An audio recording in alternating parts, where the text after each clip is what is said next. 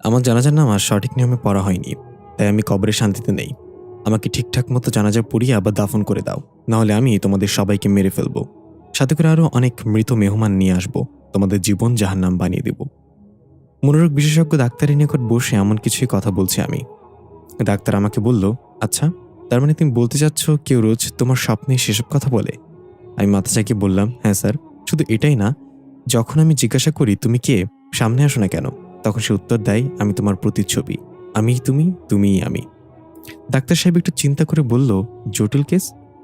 তোমাকে তো ঘুমের ওষুধ দিতে পারবো না, ঘুমের মাঝে তো এসব স্বপ্ন দেখো তুমি। আচ্ছা, তুমি কি কোনো বিষয় নিয়ে ডিপ্রেশনে ভুগছ? বেশিরভাগ কেসে এসব ডিপ্রেশনের কারণে হয়। আমি বললাম, ডিপ্রেশন কার না থাকে, পৃথিবীতে সবাই ভিন্ন ভিন্ন ডিপ্রেশনে ভোগে, কিন্তু আমি বুঝতে পারছি না আমার সাথেই কেন এসব হচ্ছে। আমার নাম ইকরি, বাবা মায়ের একমাত্র মেয়ে হওয়ায় আদর ভালোবাসার কোনো কমতি ছিল না আমার। কিন্তু আমার 18 বছর পার হওয়ার পরই এমন স্বপ্ন দেখা শুরু করেছি। এই স্বপ্ন আমাকে না ঘুমাতে দিচ্ছে আর না জেগে থাকতে দিচ্ছে। বাবা মাকে এখন এই বিষয়ে কিছুই জানানো হয়নি, তারা টেনশন করবে বলে। আমার একটা ছেলের সাথে 3 বছর রিলেশন ছিল, রিসেন্টলি ব্রেকআপ করে নিয়েছি। শালার আমি ছাড়াও আরও 1 ডজন গার্লফ্রেন্ড আছে। এগুলো নিয়ে ইদানিং একটু ডিপ্রেশনে ভুগছিলাম। হয়তো এই ডিপ্রেশনের কারণে এমন অদ্ভুত স্বপ্ন দেখছি। তাই মনোরোগ বিশেষজ্ঞ ডাক্তারের কাছে আসলাম।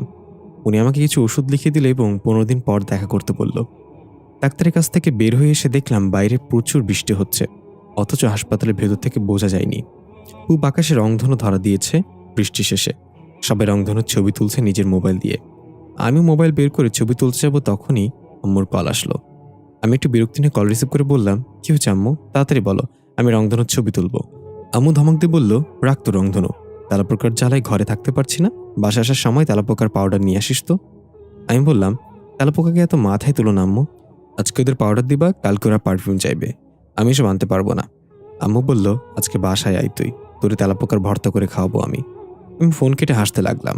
বাসায় কয়েকদিন ধরে তেলাপোকার উৎপাত বেড়ে গেছে। তেলাপোকা দেখলে নাকি মেয়েদের ন্যাকামি বেড়ে যায়। আমি এগুলো ভয় পাই না, তবে তেলাপোকা যখন ওড়াল মারে তখন মনে হয় যেন হেলিকপ্টার উঠছে, তখন একটু ভয় লাগে। আরে, রংধনুর ছবি তুলতে হবে তো। ক্যামেরা অন করতেই ফ্রন্ট ক্যামেরায় আমার পিছনে একটা ভয়ানক চেহারা দেখতে পেলাম। আমি চমকে গিয়ে পিছনে তাকিয়ে দেখলাম কেউ নেই। তাড়াতাড়ি আবার ক্যামেরায় তাকিয়ে দেখি আমার প্রতিবিম্ব ছাড়া আর কিছুই নেই। মনের ভুল ভেবে বেশি মাথা ঘামালাম না। রংধনুর কয়েকটা ছবি তুলে নিলাম, মুখ আঁকাবাঁকা করে সেলফিও নিলাম কয়েকটা।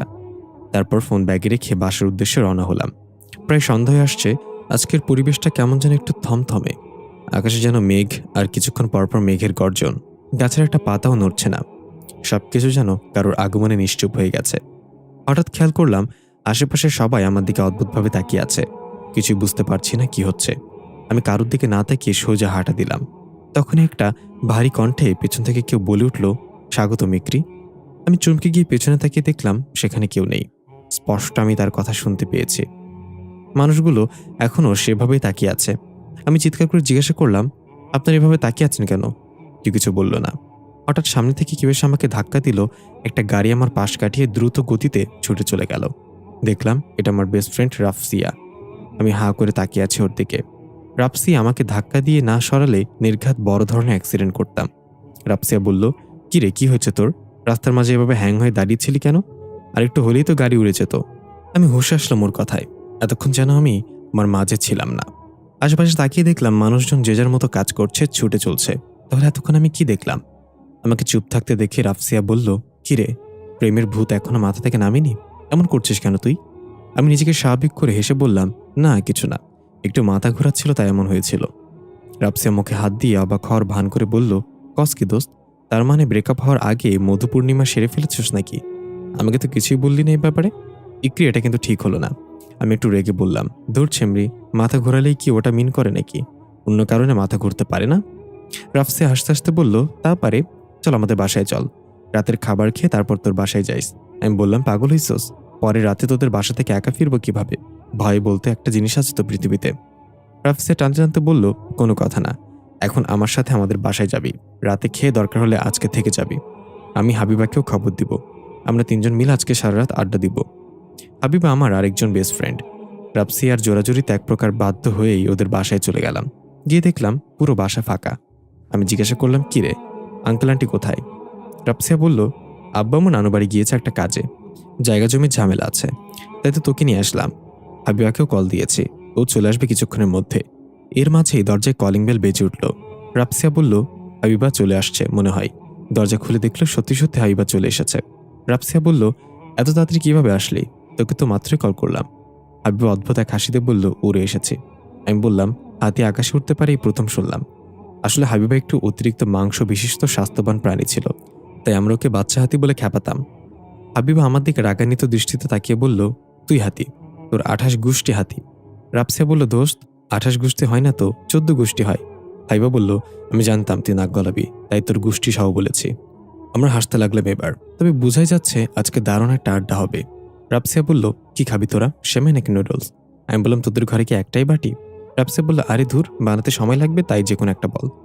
হাবিবা বলল, এসব বানানি টানানি বাদ দে দোস্ত, যা খাবি দোকান থেকে গিয়ে নিয়ে আয়। টাকা পয়সা নিয়ে কোনো টেনশন করবি না, সেটা আমার কাছে না থাকলেও ইকরির কাছে অনেক আছে। আমি থতমত খেয়ে গেলাম, কিসের টাকা? আমার কাছে তো বিষ খাওয়ার মতো টাকাও নেই। রাপসা হাইবার সাথে তাল মিলে বলল, বিষ খাওয়ার টাকা লাগলে আমরা দিব তোকে। এখন তুই গিয়ে দোকান থেকে 3টা বিরিয়ানি পার্সেল নিয়ে আয়। হাইবা বলল, সাথে ঠান্ডাও। আমি দাঁত কটমট করে বললাম, শালা, এই ছিল তোদের মনে? আমাকে এখানে এই জন্য এনেছিস? বিড়বিড় করতে করতে বাসা থেকে বেরিয়ে গেলাম। কি আর করার, বেস্ট ফ্রেন্ডের আবদার তো পূরণ করতেই হবে। বাসা থেকে বের হয়ে ফোন ঘাঁটতে ঘাঁটতে হাঁটতে লাগলাম। রাত প্রায় 10টা তখন। শহর এলাকা হওয়ায় এখনো লোকজন ভরপুর মার্কেটে। হঠাৎ কি মনে করে যেন ফোনের গ্যালারিতে ঢুকে বিকেলে তোলা রংধনুর ছবিগুলো দেখতে লাগলাম। একটু ভালো করে লক্ষ্য করে দেখলাম রংধনুর মাঝে একটা চোখ দেখা যাচ্ছে। ছবির সমস্যা ভেবে অন্য ছবিগুলো দেখতে লাগলাম, কিন্তু সব ছবিতেই চোখটা স্পষ্ট বোঝা যাচ্ছে। ঠিক কিভাবে হলো জানি না। ছবিগুলো স্ক্রল করতে করতে মুখ আঁকাবাঁকা করে যেই সেলফিগুলো নিয়েছিলাম সেগুলো দেখতেই আমার আত্মারাম কেঁপে উঠল। ভয়ে মোবাইলটা আমার হাত থেকে নিচে পড়ে গেল। ছবিতে সেই ভয়ানক চেহারাটা ঠিক আমার পেছনে ছিল। প্রতিটা ছবিতে তার ভিন্ন ভিন্ন চাহনি, আমাকে যেন কিছু বলতে চাই সে। তখন নিচে পড়ে থাকা আমার ফোনটা বেজে উঠল। আমি চমকে গিয়ে একটু পিছিয়ে গেলাম। নিজেকে সামলে ধীরে ধীরে ফোনের কাছে এসে ফোনটা উঠিয়ে দেখলাম হাবিবা কল করেছে। আমি কল রিসিভ করে স্বাভাবিকভাবে বললাম, এই তো আসতেছি আমি। কিন্তু ওপাশ থেকে হাবিবা না, বরং হাবিবার মা কান্নাজড়িত কণ্ঠে বলল, ইকরি, হাবিবা নেই মা। আমি অবাক হয়ে বললাম, হাবিবা নেই মানে? কি বলছেন আন্টি? আন্টি বলল, কিছুক্ষণ আগে রাপসিয়া ফোন করে ওদের বাসায় যেতে বলেছিল। আমি রাতের বেলা যেতে নিষেধ করলেও ও জোর করেই বেরিয়ে যায় রাপসিয়াদের বাসার উদ্দেশ্যে। যাওয়ার পথে হাবিবা বাসের সাথে। এই বলে আন্টি হামাও করে কেঁদে দিল। আমি নিজের কানকে বিশ্বাস করতে পারছি না। হাবিবাকে তো একটু আগেও রাপসিয়াদের বাসায় দেখে আসলাম। এটা কিভাবে হতে পারে? আমি তাড়াতাড়ি করে রাপসিয়াদের বাসার দিকে রওনা হলাম। আমার মাথা এলোমেলো হয়ে যাচ্ছে। কি হচ্ছে এসব? হাবিবা কিভাবে মারা যেতে পারে? হঠাৎ মুষলধারে বৃষ্টি শুরু হয়ে গেল। আকাশের দিকে তাকিয়ে দেখলাম চাঁদটা সম্পূর্ণ রক্তলাল বর্ণ ধারণ করেছে। পাখিরা গান গাইতে গাইতে নিজের গৃহে ফিরে যাচ্ছে। মানুষজন যে যার মতো দৌড়ে ছাউনির তলায় আশ্রয় নিচ্ছে। দূর আকাশে একটা তারা খসে পড়ল। আমি ভাবনাহীনভাবেই দৌড়ে যাচ্ছি। আমার মাথায় একটাই চিন্তা ঘুরছে, হাবিবা মারা গেলে বাসায় কাকে দেখে আসলাম? হঠাৎ একটা ছেলের সাথে ধাক্কা খেলাম। ছেলেটা পড়ে গেলেও আমি কোনো মতেই নিজেকে সামলে ছেলেটার কাছে গিয়ে হাত বাড়িয়ে দিয়ে বললাম, সরি। ছেলেটা উঠে আমার দিকে তাকিয়ে হা করে থাকলো। আমি বললাম, এই যে মিস্টার, আর ইউ ওকে? ছেলেটা আনমনে বলে উঠল, কথা। ছেলেটার মুখে কথা নামটা শুনে আমি চমকে গেলাম। আমার মাথায় কিছু অস্পষ্ট স্মৃতি নাড়াচাড়া দিয়ে উঠল। কিছু ঝাপসা ভীষণ চোখে ভাসতে লাগলো। মনে হচ্ছে এই নামে আমাকে আগেও কেউ অনেকবার ডেকেছে, কিন্তু আমার নাম তো ইকরি। আমাকে চুপ থাকতে দেখে ছেলেটা আবার বলল, কথা, এটা কি তুমি? আমি নিজেকে সামলে নিয়ে বললাম, আমার নাম ইকরি, কথা না। এই বলে তাড়াহুড়া করে সেখান থেকে চলে আসলাম। আমার তো এখন রাফসিয়াদের বাসায় যেতে হবে। একবার পেছনে তাকিয়ে দেখলাম ছেলেটা এখনো হা করে তাকিয়ে আছে আমার চলে যাওয়ার দিকে। আমি তেমন একটা গুরুত্ব দিলাম না। এদিকে আমরা দেখতে পাই হাবিবা সোফায় বসে বিড়বিড় করে কিছু একটা বলছে। রাফসিয়া এটা খেয়াল করে খরগোশের মতো কান খাড়া করে শোনার চেষ্টা করলো হাবিবা কি বলছে, কিন্তু কিছুই বুঝতে পারছে না। হাবিবা সম্পূর্ণ ভিন্ন একটা ভাষায় বিড়বিড় করছে। রাফসিয়া জিজ্ঞাসা করেই বসলো, হাবিবা কি বলছিস তুই এসব? কিন্তু হাবিবা কোনো রেসপন্স করলো না। সে তার মতো বিড়বিড় করেই যাচ্ছে। এবার রাফসিয়া এগিয়ে গিয়ে হাবিবার কাঁধে হাত রেখে ডাক দিল, হাবিবা। আচমকা হাবিবা রাগান্বিত দৃষ্টিতে রাফসিয়ার দিকে তাকিয়ে বলল, তুই আমাকে কেন আসতে বলেছিলি ফোন করে? রাফসিয়া দেখলো হাবিবার চোখ থেকে পানির বদলে রক্ত বের হচ্ছে আর চেহারাটা একদম ফ্যাকাশে হয়ে গেছে। এটা দেখে রাফসিয়া প্রচন্ড ভয়ে মুখে হাত দিয়ে পিছিয়ে গেল। রাফসিয়া কাঁপা কাঁপা গলায় বলল, হাবিবা, তোর কি হয়েছে তোর? এবার হাবিবা রাফসিয়ার দিকে অসহায় দৃষ্টিতে তাকিয়ে বলল, দোস্ত, আমার আম্মু না অনেক কান্না করতেছে, তো একটু বল না আম্মুকে কান্না না করতে। রাফসিয়া বলল, আন্টি কান্না করছে মানে? কি সব আবল তাবল কথা বলতেছস তুই? আন্টি কান্না কেন করবে? হাবিবা বলল, তুই মারা গেলে কি তোর আম্মা কান্না করবে না? রাবসিয়া এবার আরো ভয় পেয়ে গেল। আমি মারা গেলে মানে কি বলতে যাচ্ছিস তুই? হাবিবা ভয়ঙ্কর এক হাসি দিয়ে এক লাফে রাবসিয়ার সামনে চলে এসে তার গলা চেপে ধরল। আমি হন্তদন্ত হয়ে রাবসিয়াদের বাসায় এসে কলিং বেল চাপতে লাগলাম, কিন্তু কেউ দরজা খুলছে না। বৃষ্টিতে কাক ভেজা হয়ে গিয়েছে আমি চিৎকার করে ডাকতে লাগলাম, রাবসিয়া, দরজা খোল, রাবসিয়া। কোনো সারা শব্দ না পেয়ে আমি পাগলের মতো করতে লাগলাম। রাবসিয়াদের বাসার জানালাগুলো গ্লাস ছিল। আমি একটা ইট উঠিয়ে জানালা ভাঙার চেষ্টা করতে লাগলাম। কয়েকবার আঘাত করার পর জানালার গ্লাস ভাঙতে সক্ষম হলাম। কোনো মতে জানালা দিয়ে ভেতরে প্রবেশ করলাম। গ্লাসের ভাঙা টুকরোর সাথে আমার শরীরের কিছু জায়গা কেটেও গিয়েছে, সেদিকে খেয়াল করার সময় নেই। আমি ভেতরে ঢুকে রাবসিয়াকে খুঁজতে লাগলাম। হাবিবাও কোথাও নেই। আমি ধীর কণ্ঠে ডাক দিলাম, রাবসিয়া, কোথায় তুই? হঠাৎ আমার চোখ গেল ফ্লোরের চুপচুপ রক্তের দাগে। রক্তের চিহ্নগুলো বাথরুমের দিকে গিয়েছে। আমি ভয় পেয়ে গেলাম। ধীরে ধীরে রক্তের চিহ্ন ফলো করে বাথরুমের দিকে এগিয়ে গেলাম। বাথরুমের দরজাটা হালকা করে লাগানো ছিল। আমি মনে সাহস সঞ্চার করে দরজাটা আস্তে করে ধাক্কা দিলাম। উকি মেরে তাকাতেই আমি ঘাবড়ে গেলাম। রাবসিয়া রক্তাক্ত অবস্থায় বাথরুমের এক কোণে পড়ে আছে। আমি দৌড়ে গিয়ে রাবসিয়াকে ডাকতে লাগলাম, রাবসিয়া, কি হয়েছে তোর? চোখ খোল, রাবসিয়া, কথা বল। কিন্তু রাবসিয়ার কোনো রেসপন্স নেই। তার মানে রাবসিয়া মারা গেছে। আমি ভয় এবং কষ্টে পেছনে সরে গিয়ে দেওয়ালের সাথে পিঠ ঠেকিয়ে বসে পড়লাম কান্না করতে করতে। কি থেকে কি হয়ে গেল! এক মুহূর্তের মধ্যে সব এলোমেলো হয়ে গেল। হঠাৎ রাবসিয়া জোরে নিঃশ্বাস নিয়ে শব্দ করে উঠল। আমি চমকে গিয়ে উঠলাম। রাবসিয়া এখনো মারা যায়নি। আমাকে দেখে রাবসিয়া কোনো রকমে বলল, ইকরি, হাবিবা, হাবিবা। আমি তাড়াহুড়ো করে রাবসিয়াকে ধরে বাইরে বের করে আনলাম। আমি জানি হাবিবা আর নেই। আমাদের সাথে যে ছিল সেটা অন্য কিছু। রাবসিয়া এখনো প্রচণ্ড ভয় পেয়ে শুধু হাবিবার নাম বলে যাচ্ছে বারবার। আমি ওকে শান্ত করতে চাইলেও পারলাম না। তাড়াতাড়ি অ্যাম্বুলেন্সে কল দিলাম। এদিকে আমরা দেখতে পাই আইদ হন্য হয়ে ইকরিকে খুঁজে বেড়াচ্ছে। আইদ নিজেকে আর সামনে রাখতে পারছে না। মেয়েটা একদম কথার মতো দেখতে। কথা যেভাবে ফিরে আসার ইঙ্গিত দিয়েছিল ঠিক সেভাবেই মেয়েটার সাথে দেখা হলো। কিন্তু ও কি সত্যি কথা? তাহলে তো আমাকে চিনতে পারত। আইদ বাসায় এসে কিছুতেই শান্ত থাকতে পারছে না। গোসল করার জন্য বাথরুমে চলে গেল। শাওয়ার অন করে তার নিচে দাঁড়িয়ে কিছু একটা চিন্তা করতে লাগলো। তখন আমরা দেখতে পাই দুটো ছায়া আইদের বাসার সামনে দাঁড়িয়ে আছে। এরা সেই দুই চোর যারা চাঁদের পরিতে চুরি করতে গিয়ে কথার হাতে মারা পড়েছিল। তারা এখন আইদের সাথেই থাকে। আইদ তাদেরকে নিজের বশ করে নিয়েছে। তাদের একজনের নাম সালাম, আরেকজনের নাম হাকিম। তো তাদেরকে দিয়েই অনেক কাজ সম্ভব করিয়ে রাতারাতি বড়লোক হয়ে গিয়েছে আইদ। যার নাম হাকিম সে বলল সালাম। সালাম বলল ওয়ালাইকুম আসসালাম। হাকিম একটু ডেকে বলল, ভূতের বাচ্চা ভূত, তোরে আমি ডাক দিছি? শোন, আজকে উস্তাদকে কেমন অস্থির অস্থির দেখাচ্ছে। কি হয়েছে বলতো? সালাম বলল, সেটা তো আমিও খেয়াল করলাম। উস্তাদকে এত অস্থির আর কখনো দেখিনি। নিশ্চয়ই কিছু হয়েছে, চল গিয়ে জিজ্ঞাসা করি। হাকিম বলল, তুই যা ভাই, আমার ভয় লাগে। উস্তাদের মন মেজাজ এমনি ভালো ঠেকছে না। আবার আমি উল্টাপাল্টা কিছু বলে ফেলে দুজনকে কিলাবে ধরে। সালাম বলল, তোর ভূত বানাইছে কে? থাক এখানে, আমি গিয়ে জিজ্ঞাসা করে আসি কি হয়েছে। আইদ গোসল করছে আর কল্পনা করছে ওই দৃশ্যটা। মেয়েটা হঠাৎ পরীর মতো উড়ে এসে পড়ল। সে কথা না হোক, তবুও আমার তাকেই চাই। যেভাবে হোক মেয়েটাকে খুঁজে বের করতে হবে। তখনই পেছন থেকে কেউ একজন এসে বলল, উস্তাদ, আপনি ঠিক আছেন তো? এত অস্থির দেখাচ্ছে কেন আপনাকে? আইদ চমকে গিয়ে পেছনে তাকিয়ে বলল, সালাম, তোরে না বলছি এভাবে আচমকে এসে হাজির হবি না? তোর জন্য যে কতবার আমার হার্ট অ্যাটাক হয়ে যাবে। তোর সাথেটা কই? সালাম ভাব নিয়ে বলল, হাকিম ভয় বাইরে দাঁড়িয়ে আছে। ও ভাবছে আপনার মুড খারাপ থাকলে আপনি কাছে আসা ঠিক হবে না। আইদ বলল, আচ্ছা এই কথা, তাহলে তুই ভয় পাস না আমাকে? সালাম বলল, না, আমি কেন ভয় পাবো? বেঁচে থাকতে আমি অনেক সাহসী ছিলাম। জমিদার বংশের লোক আমি, আমার শিরায় শিরায় সাহস দিয়ে ভরপুর। আইদ বলল, গুড, তোর মতো সাহসী তো আমার দরকার। দেখ তো আমার হাতে কি আছে। সালাম হাসি মুখে এগিয়ে আসতে আইদ তাকে ধরে উদুম মার দিল। চুলের গুচ্ছ ধরে বলল, আমার মুড অফ থাকলে তুই ভুলেও আমার সামনে আসবি না। আর এইভাবে আচমকা পেছন থেকে এসে যদি আবার ভয় দেখাস তাহলে তোকে মেরে আমি আবার মানুষ বানিয়ে দেব। সালাম বলতে লাগলো, উস্তাদ ভুল হয়ে গেছে, মাফ করে দেন, আর জীবনে এমন হবে না, ছেড়ে দেন উস্তাদ। বাইরে থেকে হাকিম সালামের চিৎকার শুনে মজা নিতে লাগলো। একটু পর সালাম বেরিয়ে আসলে হাকিম বলল, বেশি জোরে লাগছে তাই না ভাই? সালাম হাকিমের দিকে রাগান্বিত দৃষ্টিতে তাকিয়ে রইল। এদিকে রাবসিয়াকে হাসপাতালে নিয়ে আসা হয়েছে। রাবসিয়ার আব্বা আম্মু খবর পেয়ে তাড়াতাড়ি ছুটে এসেছে। ইকরি ইমার্জেন্সি ডিপার্টমেন্টের বাইরে বসে আছে। ইকরির জামা কাপড়ে রাবসিয়ার রক্ত লেগে আছে। রাবসিয়ার আব্বা আম্মু এসে ইকরিকে প্রশ্ন করতে লাগলো, কি হয়েছিল, এটা কিভাবে হলো, তখন তুমি কোথায় ছিলে, তোমাদের সাথে আর কে ছিল, আরো নানান প্রশ্ন। আমি চুপচাপ বসে আছি। রাবসিয়ার আব্বা আম্মুর কোনো উত্তর নেই। কিভাবে কি হয়ে গেছে সেটা আমি নিজেও জানি না। তারা আমাকে বারবার জিজ্ঞেস করেই যাচ্ছে। বিরক্ত হয়ে বললাম, আমি যা বলবো সেটা আপনাদের বিশ্বাস করতে পারবেন না। তারা বলল, বলো তুমি কি হয়েছিল, আমরা বিশ্বাস করব। তুমি রাবসিয়ার সবচেয়ে ভালো বন্ধু, আমার বিশ্বাস করি তুমি আমাদের মিথ্যা কথা বলবে না। আমি তাদেরকে প্রথম থেকে সবকিছু বিস্তারিত বললাম। সব শুনে রাফসিয়ার আব্বু বেশ রাগান্বিত হয়ে বলল, তুমি কি আমাদের রূপকথার গল্প শোনাচ্ছ?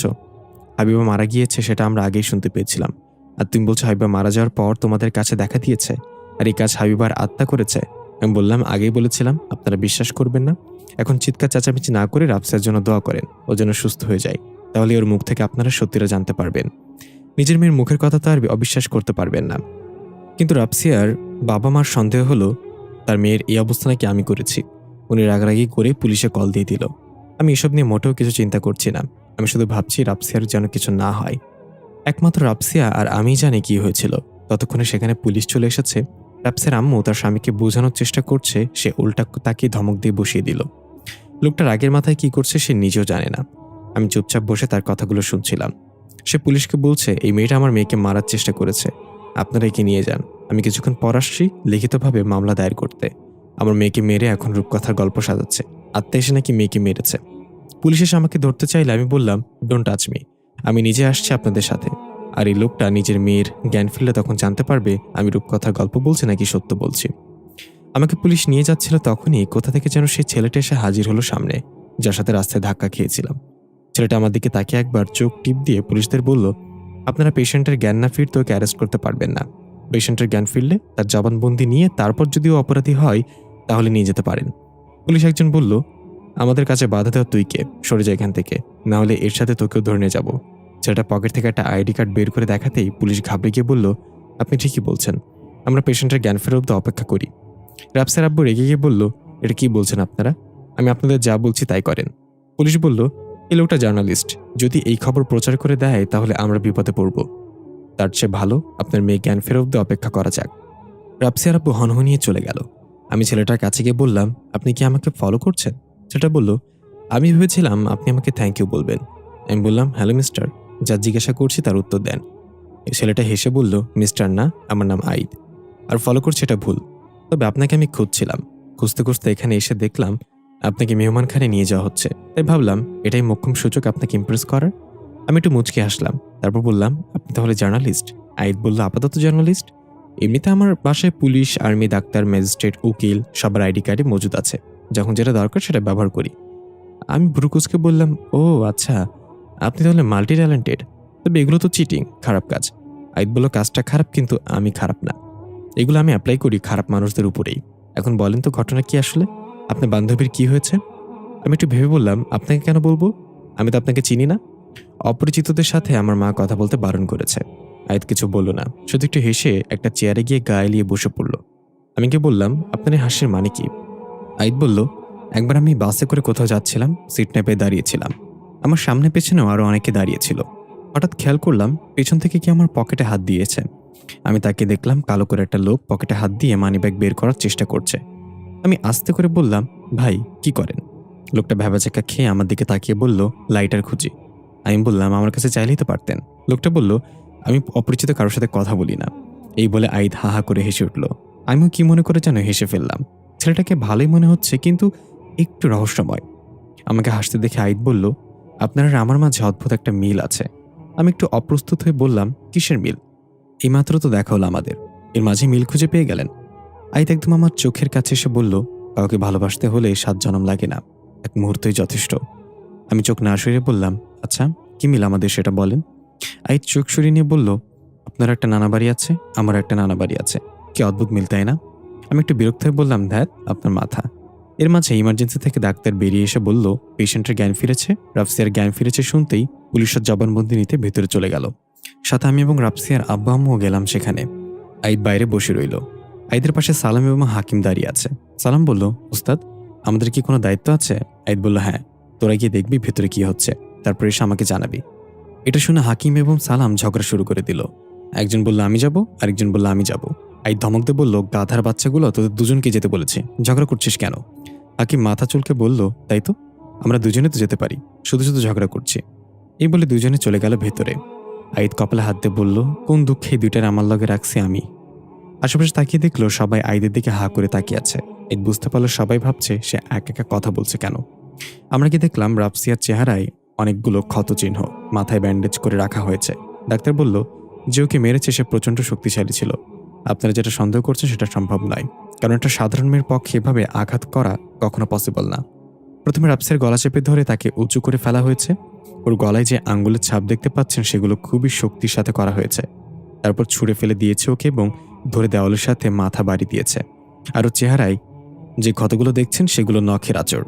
রাফসিয়ার ভাগ্য ভালো যে এই মেয়েটা সময় মতো ওকে হাসপাতালে নিয়ে এসেছে। ডাক্তারের কথা শুনে আমি রাফসিয়ার আব্বুর দিকে তাকালাম। উনি এরপরও বলল, আমার মেয়ের মুখ থেকে না শোনা পর্যন্ত আমি কিছু বিশ্বাস করব না।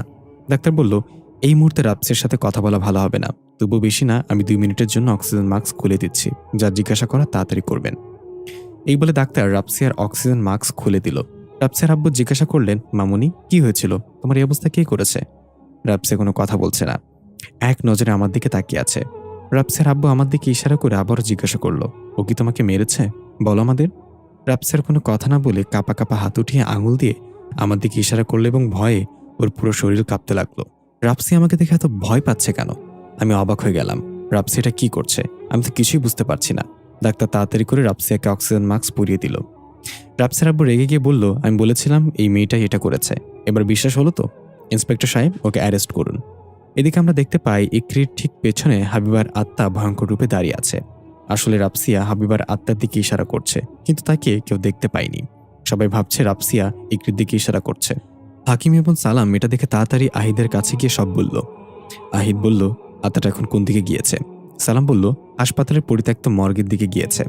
আহিদ বলল, ঠিক আছে, তোর এক কাজ কর, তাড়াতাড়ি গিয়ে পুলিশের গাড়ির চাকা ফুটো করে দে, বাকিটা আমি দেখছি। আর কাজ শেষে ওই আত্মাকে সাথে নিয়ে বাসায় ফিরে আসবি। সালাম বলল, ওটা তো একটা মেয়ের আত্মা, আপনি তাকে দিয়ে কি করবেন ওস্তাদ? আইদ বলল, তোর সাথে বিয়ে দেবো হারামজাদা। হাকিম বলল, তাহলে আমার জন্য একটা মেয়ে আত্মা খুঁজে দেন ওস্তাদ, আর কতকাল আবিয়া আত্মা থাকবো? আইদ ধমক দিয়ে বলল, যা এখান থেকে, যেটা বলেছি সেটা কর, আমার হাতে সময় নেই। এই বলে আইদ তাড়াতাড়ি গিয়ে নিজের গাড়িটা পুলিশের গাড়ি থেকে একটু দূরে পার্ক করে বসে মোবাইলে গান শুনতে লাগলো। তখনই খেয়াল করলো একটু সামনে একটা ছেলে এক মেয়ের হাত ধরে টানাটানি করছে। মেয়েটা আশেপাশে সবার কাছে সাহায্য চাইছে, কিন্তু কেউ এগিয়ে আসছে না। সবাই যে যার মতো ছুটে চলেছে। মাঝে মাঝে মনে হয় আমরা এক রোবটিক দুনিয়ায় বসবাস করছি, যেখানে মানুষ শুধু গন্তব্যহীনভাবে ছুটছে। আইদ গাড়ি থেকে নেমে গিয়ে বলল, মেয়েটাকে ছেড়ে দে। ছেলেটা হুঙ্কার দিয়ে বলল, তুই চিনোস আমাকে? যা নিজের কাজ কর। আইদ বিদ্যুতের বেগে ছেলেটাকে একটা ঘুষি মেরে কয়েক ফুট দূরে ফেলে দিল। ছেলেটা এক ঘুষি খেয়ে সবকিছু ঝাপসা দেখছে, উঠে দাঁড়াতেও পারছে না। আইদ গিয়ে ছেলেটার হাত ধরে উঠিয়ে বেঞ্চে বসিয়ে জামার কলার ঠিক করতে করতে বলল, আমার একটা বোন ছিল, তোর ভাগ্য ভালো আমার বোন নেই এখন।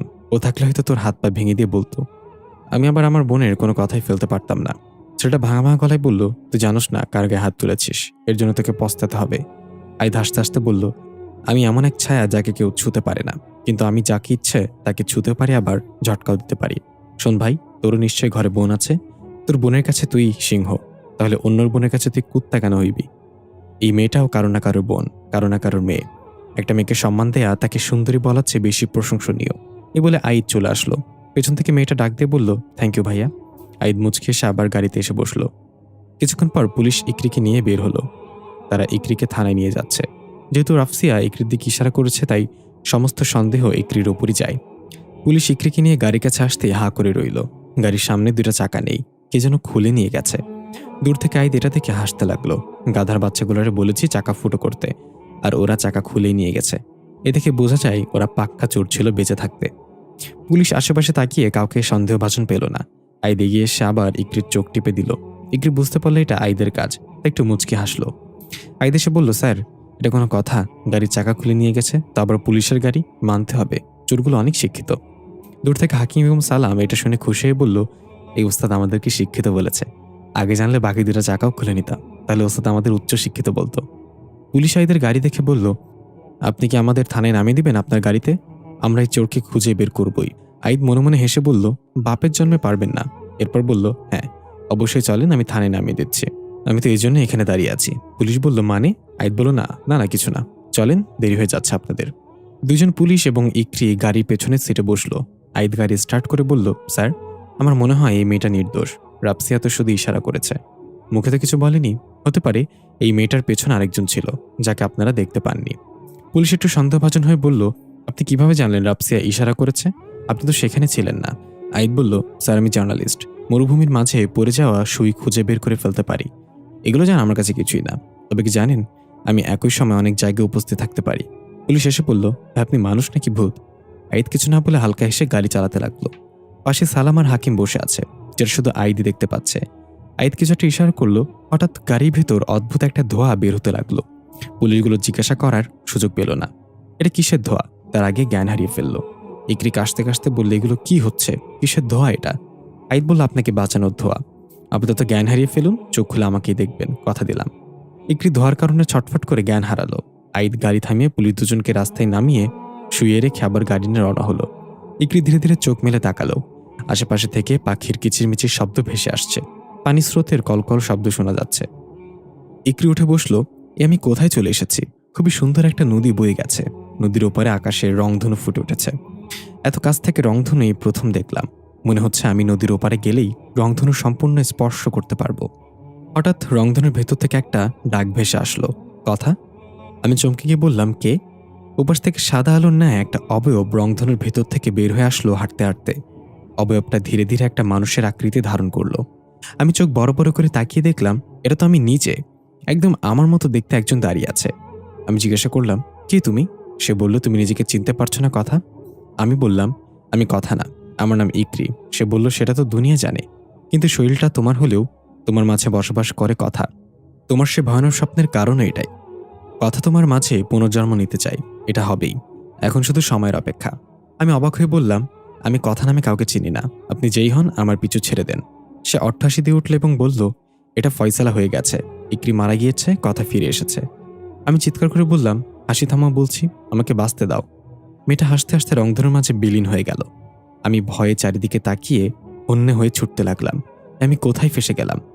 হঠাৎ আশেপাশ থেকে গায়েবী আওয়াজ আসতে লাগলো, ভাগো, চাঁদেরপুরে আসছে, ভাগো।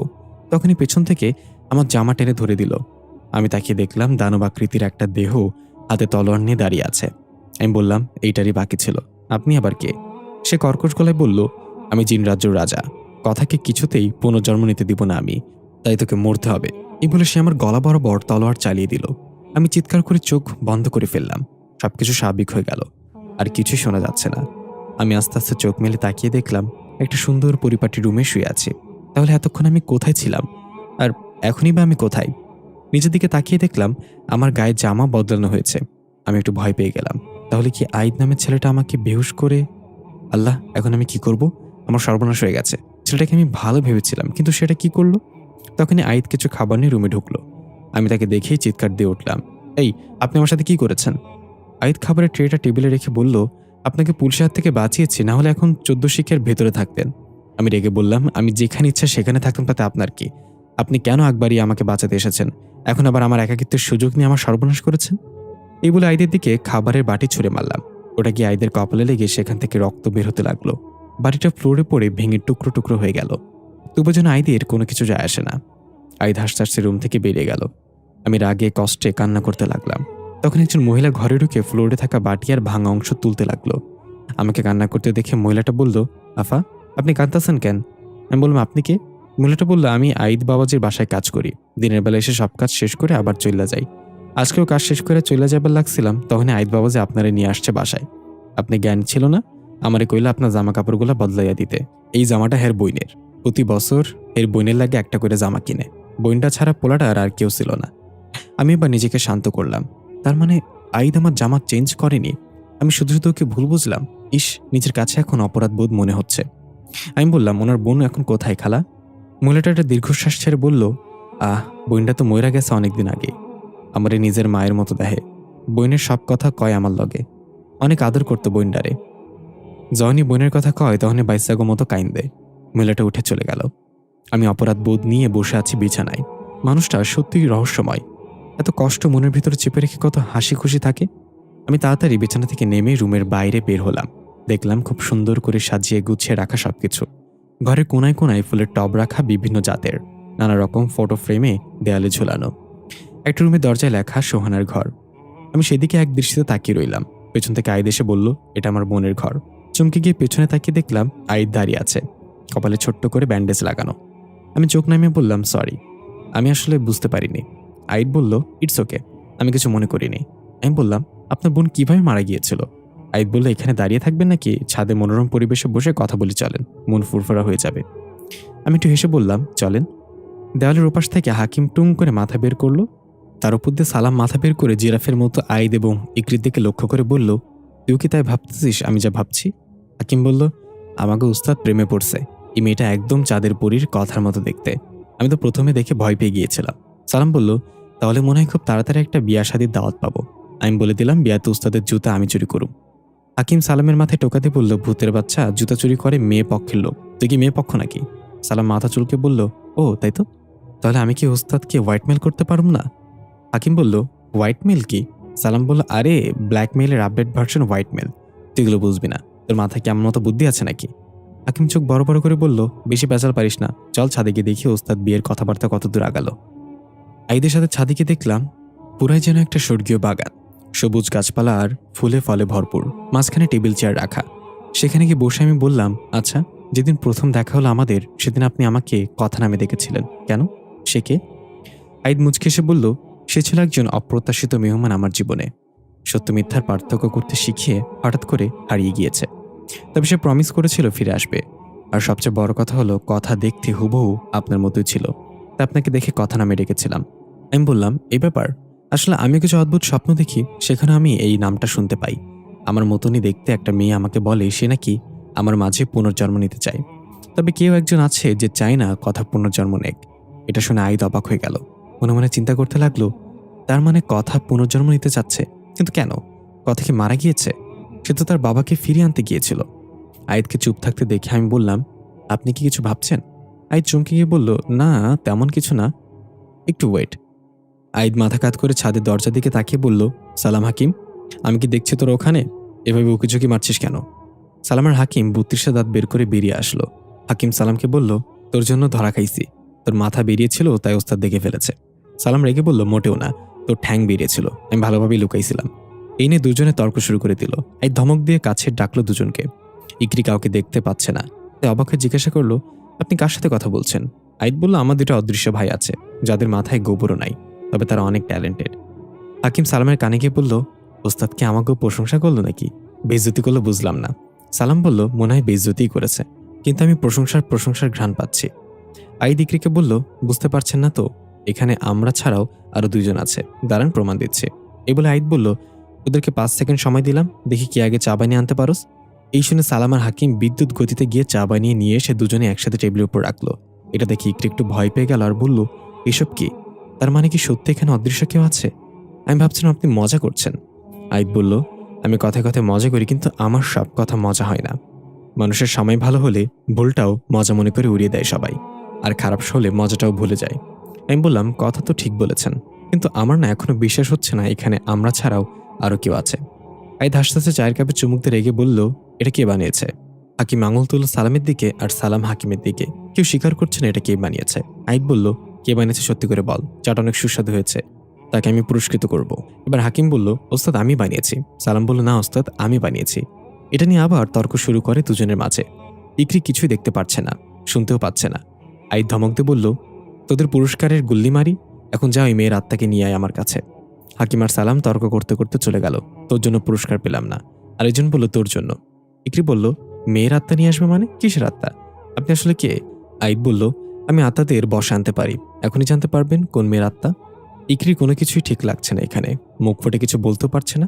এখান থেকে যাওয়া যাবে না, পুলিশ আমাকে খুঁজছে। হঠাৎ ইকরির মাথায় একটা চিন্তা এলো, এত সময় পার হয়ে যাওয়ার পরও মা আমাকে একবারও কল করেনি, আমার খোঁজও নেয়নি। এমনটা তো কখনো হয়নি। রাতে বাসায় ফিরতে একটু দেরি হলেও কলের উপর কল দিত মা। তাহলে এবার কি হলো? এদিকে আমরা দেখতে পাই রাপসিয়ার অবস্থা এখন অনেকটা ভালো, তবে ডাক্তার কথা বলতে নিষেধ করেছে এখন। রাপসিয়ার আব্বু আম্মু তার কাছে বসে আছে। রাপসিয়ার আব্বু বলল, মামুনি, তোমার যে এই অবস্থা করেছে তাকে পুলিশের হাতে ধরিয়ে দিয়েছি, কঠিন শাস্তি হবে তার, আমি সব ব্যবস্থা করব। এটা শুনে রাপসিয়ার অস্থির হয়ে গেল। যেহেতু ডাক্তার কথা বলতে না করেছে, তবু রাপসিয়া অনেক কষ্ট করে বলল, কাকে পুলিশের হাতে দিয়েছ আব্বু? আমাকে যে মেরেছে সে তো জীবিত কেউ ছিল না। এটা শুনে রাপসিয়ার আব্বু আম্মু অবাক হয়ে বলল, মানে কি বলতে চাচ্ছ তুমি? রাপসি বলল, হ্যাঁ আব্বু, আমাকে মেরেছে হাবিবা, ইকরি তো আমাকে বাঁচিয়েছে। রাপসিয়ার আব্বু রেগে বলল, তাহলে তুমি তখন ইকরির দিকে ইশারা কেন করেছিলে? রাপসিয়া বলল, আমি যা দেখেছি তোমরা তা দেখোনি। ইকরির পেছনে হাবিবা ছিল, যেটা আমি ছাড়া কেউ দেখেনি। আমাকে ইকরির সাথে দেখা করতে হবে। এই বলে রাপসিয়া নিজের হাতে থাকা ক্যানেলা খুলে বেড থেকে নামতে লাগলো। রাপসিয়ার আব্বু আম্মু অস্থির হয়ে গেল। রাপসিয়াকে আটকে রাখা যাচ্ছে না, ডাক্তার নার্স সবাই চলে এসেছে। নার্স কোনো রকমে রাপসিয়াকে ঘুমের ইঞ্জেকশন দিয়ে দিল। আস্তে আস্তে রাপসিয়া ঘুমিয়ে গেল। হাকিম এবং সালাম হাবিবার আত্মাকে নিয়ে আইদের কাছে আসলো।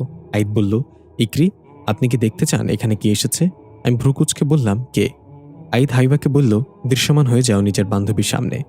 হাবিবা রাগান্বিত দৃষ্টিতে আইদের দিকে তাকিয়ে বলল, আমি কারোর গোলাম না, তুই আমাকে হুকুম করতে পারবি না। আইদ হাসতে হাসতে বলল, সব আত্মাই প্রথম প্রথম এমন কথা বলে। এখন সোজাভাবে বলছি, দৃশ্যমান হয়ে যাও, না হলে। এটা শুনে হাইবার আত্মা ভয়ঙ্কর রূপ ধারণ করে আইদের গলা চেপে ধরল এক ঝটকায়। সালাম এবং হাকিম এগিয়ে আসলে আইদ হাতের ইশারায় না করল। ইকরি কিছুই বুঝতে পারছে না এখানে কি হচ্ছে। ইকরি শুধু দেখতে পাচ্ছে আইদের গলায় 5টা আঙুলের দাগ বসে আছে।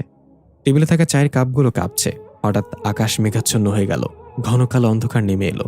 ইকরি আকাশের দিকে তাকিয়ে দেখলো রংধনুর মতো একটা গোলা এদিকে ধেয়ে আসছে। ইকরি এটা দেখে প্রচুর ভয় পেয়ে গেল। সালাম আর হাকিমও দেখলো আকাশ থেকে কিছু একটা ধেয়ে আসছে। আইদ হাবিবার কপালে একটা পয়সার মতো কিছু চেপে ধরতেই সে চিৎকার করে আইদের গলা ছেড়ে দিল। আইদ উঠে ইকরির দিকে তাকিয়ে বলল, যে গলা ধরার কথা সেই ধরে না, অন্য কেউ এসে গলা ধরে। হাবিবার আত্মা ধীরে ধীরে দৃশ্যমান হলো। ইকরি হাবিবাকে দেখে বলল, হাবিবা তুই? এটা বলার সাথে সাথে রংধনুর গোলাটা এসে আইদের সামনে পড়ল। আইদ বেশ চমকে গিয়ে পিছিয়ে গেল। এটা আবার কি? আইদ ধীরে ধীরে সেটা নিজের হাতে উঠিয়ে দেখলো সেখানে কিছু একটা লেখা, তবে কি লেখা সেটা বোঝা যাচ্ছে না। হাকিম এসে দেখে বলল, ওস্তাদ, এটা তো হিব্রু ভাষা। আইদ বলল, ঠিক আছে, এটা নিয়ে পরে গবেষণা করা যাবে। এখন ইকরি, আপনি জিজ্ঞাসা করেন হাবিবা আপনার বান্ধবীর ওপর আক্রমণ কেন করেছিল, আর আপনাকেই বা কেন ফাঁসাতে চেয়েছিল। ইকরি এখনো বিশ্বাস করতে পারছে না হাবিবা তার সামনে দাঁড়িয়ে। তার মানে আইদ সত্যি সত্যি আত্মাদের বশ করতে পারে। ইকরি হাবিবার আত্মার সামনে বসে জিজ্ঞাসা করলো, কেন করলে এটা? হাবিবা হেসে বলল, তোরা দুজনেই ধোঁকাবাজ। রাতে আমাদের 3জনেরই আড্ডা দেওয়ার কথা ছিল, কিন্তু আমি মরে গেলাম। তোরা কেন বেঁচে আছিস এখনো? তোদেরকেও মরতে হবে আমার সাথে। আমি তোদেরকে নিয়েই ফিরে যাব, নাহলে আমার আত্মা মুক্তি পাবে না। আমি বললাম, হাবিবা, তোর মৃত্যুর জন্য আমরা মোটেও দায়ী না, তুই ফিরে যা। হাবিবা বলল, আমি যাব না ইকরি, তবে আমি তোকে মারতে পারবো না। এই জন্যই সেদিন তোকে বাইরে পাঠিয়ে দিয়ে রাফসিয়াকে মেরে ফেলতে চেয়েছিলাম। আমি বললাম, কেন? আমাকে কেন মারতে পারবি না? আমার মাঝে কি আছে? হাবিবা হুঙ্কার দিয়ে বলল, তোর মাঝে চাঁদের পরী আছে। চাঁদের পরীকে জিন রাজাও ভয় পায়। সে যেদিন তোর মাঝে পরিপূর্ণ কবজা করে ফেলবে সেদিন ইকরি হারিয়ে যাবে, চাঁদের পরী ফিরে আসবে। সে আসবেই, কেউ তোর কোনো ক্ষতি করতে পারবে না। এই বলে হাবিবার আত্মা ছুটে পালাতে লাগলো। আইদ বলল, সালাম হাকিম, তাকে আমি এবং আমার সামনে দেখতে চাই, পালাতে দিবি না। সালাম এবং হাকিম তার পিছু নিল। সালাম ডাক দিয়ে বলল, আমারে নিয়ে পালাও, কই যাও? আইদ বলল, এবার বিশ্বাস হলো তো আমাকে? আমি আত্মাদের দেখতে পাই এবং তাদের বশ করতে পারি। আমি এড়িয়ে গিয়ে বললাম, চাঁদের পরীকে? আইদ কিছুটা ভাবতে ভাবতে চেয়ারে বসে বলল, চাঁদের পরী কথা। সে আপনাকে বেছে নিয়েছে ফিরে আসার জন্য। আমি বললাম, কেন? আমি কেন? পৃথিবীতে এত মানুষ থাকতে আমি কেন? আইদ বলল, সেটা তো চাঁদের পরী বলতে পারবে। এতক্ষণে হয়তো রাপসিয়ার জ্ঞান ফিরেছে, সে হয়তো সবাইকে সত্যিটা জানিয়ে দিয়েছে। আপনি এখন সেফ, বাসায় ফিরে যেতে পারেন। আমি বললাম, ঠিক আছে, আমিও নিজেই খুঁজে বের করবো চাঁদের পরীর সাথে আমার কি সম্পর্ক, কেন সে আমাকেই খুঁজে নিয়েছে। আর আমি জানি আপনিও আমাকে এই ব্যাপারে সাহায্য করবেন না, কারণ আপনিও মনে প্রাণে চান চাঁদের পরী ফিরে আসুক। এই বলে আমি চলে আসলাম। আইদ বসে বসে ভাবছে, চাঁদের পরী ফিরে আসছে, সত্যি তো আমি মনে প্রাণে চাই এটা, তার জন্যই তো এতক্ষণ অপেক্ষা। আইদ রংধনুর গোলাটা হাতে নিয়ে সেই লেখাটা পড়ার চেষ্টা করলো। হিব্রু ভাষা কিভাবে বুঝবে সে? হয়তো এখানে কোনো মেসেজ দেওয়া হয়েছে আইদের জন্য। আইদ রংধনুর গোলাটা নিয়ে বেরিয়ে পড়ল বাসা থেকে। ন্যাশনাল লাইব্রেরিতে গেলে হয়তো হিব্রু ভাষা সম্পর্কে কিছু জানা যাবে। এটা কি কথা পাঠিয়েছে আইদের কাছে? কথা নিশ্চয় আইদের কিছু বলতে চাই, এটা তারই লক্ষণ। আইদ ন্যাশনাল লাইব্রেরিতে পৌঁছে হিব্রু ভাষায় কিছু বই খুঁজতে লাগলো। অনেক খোঁজার পরও পেল না। রংধনুর গোলাটা এখনো আইদ হাতের তালুতে ঘোরাচ্ছে। হতাশ হয়ে ফিরে আসছিল, তখনই পেছন থেকে একটা লোক ডাক দিল, এই ছেলে দাঁড়াও। আইদ পেছনে তাকিয়ে দেখলো একটা বৃদ্ধ লোক দাঁড়িয়ে আছে, তবে দেখতে বেশ স্মার্ট। চুল দাড়ি সাদা হয়ে গেলেও সেগুলো খুব স্টাইলিশ ভাবে রেখেছে।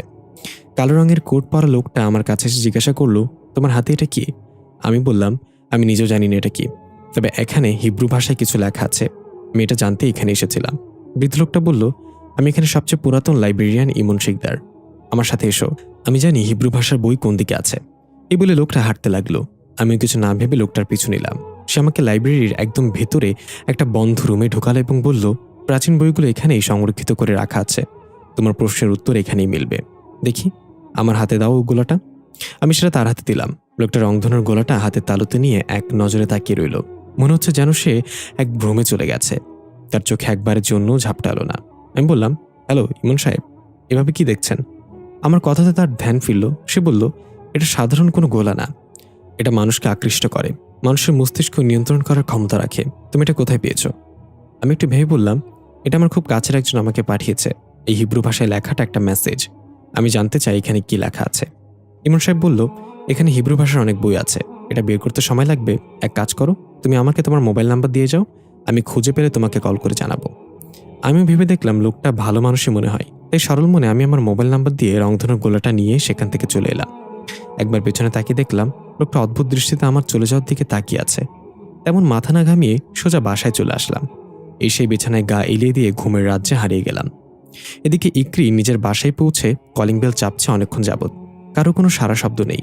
কয়েকবার ডাক দিল, আম্মু কোথায় তুমি, দরজা খোলো। ইকরি ফোন বের করে তার আম্মুকে কল করলো, কিন্তু ফোন সুইচ অফ আসছে বারবার। এই আম্মুটা আবার কোথায় গেল? ধ্যাত, রাগ উঠে যায় এখন। এই বলে জোরে দরজার বাড়ি দিতে দিতেই দরজা খুলে গেল। তার মানে দরজা ভিতর থেকে হালকাভাবে লাগানো ছিল। ইকরি বাসায় ঢুকতেই কেমন একটা পচা গন্ধ নাকে এসে লাগলো। ওড়না দিয়ে নাক চেপে ইকরি ডাক দিল, আম্মু, আম্মু তুমি কি আছো? কিসের গন্ধ এটা? হঠাৎ রান্নাঘর থেকে কিছু শব্দ আসতে লাগলো। কেউ যেন কোনো তরকারি বা মাছ মাংস কাটাকাটি করছে। আমি ধীরে ধীরে ডাক দিলাম, আম্মু, রান্নাঘরে কি তুমি? কিন্তু কোনো সারা শব্দ এলো না। আমি এবার একটু ভয় পেতে লাগলাম। আস্তে আস্তে রান্নাঘরের দিকে এগিয়ে গেলাম পা টিপে টিপে। উঁকি মেরে দেখলাম আম্মু কি যেন কাটাকাটি করছে ছুরি দিয়ে। অন্যদিকে ঘুরে থাকায় আম্মুর মুখটা দেখা যাচ্ছিল না। আমি আবারও ডাক দিলাম। এবার কাটাকাটি থামিয়ে আমার দিকে তাকিয়ে গম্ভীর করে বলল, কখন এসেছিস? যা টেবিলে গিয়ে বস, আমি তোর জন্য খাবার রেডি করে আনছি। আমি চমকে গেলাম, এটা তো আম্মুর কণ্ঠ না। আমি বললাম, কে আপনি? এবার সে ধীরে ধীরে আমার দিকে ঘুরে তাকালো, কিন্তু সেটা ছিল খুবই ভয়ঙ্কর, কারণ তার মাথা ঘুরলেও তার শরীর আগের মতো অন্যদিকে ফেরানো। আমি দেখলাম এক ভয়ঙ্কর চেহারার মহিলা। সে একটা ছাগলের মাথা কাটছিল এতক্ষণ। আমার দিকে তাকিয়ে ছাগলের মাথাটা কটমট করে চিবিয়ে খেতে লাগলো।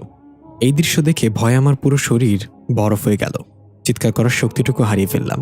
সে ভাঙা ভাঙা পায়ে আমার দিকে এগিয়ে আসতে লাগলো। আমি দৌড় দিতে দিতে পেছনে কিছু একটা সাথে উষ্টা খেয়ে পড়ে গেলাম। মাথায় প্রচুর আঘাত পেলাম ফ্লোরের সাথে বাড়ি খেয়ে। স্বাভাবিক হয়ে দেখলাম যেটার সাথে উষ্টা খেয়েছি সেটা একটা ছাগলের মাথাবিহীন শরীর। পচে সেটা থেকে দুর্গন্ধ বের হচ্ছে। মাছি ভনভন করছে আশেপাশে। সামনে তাকে দেখলাম ভয়ানক দেখতে মহিলাটা নেই। কোনো রকমে উঠে বসলাম। কে ছিল এই মহিলা? কিছু বুঝতে পারছি না।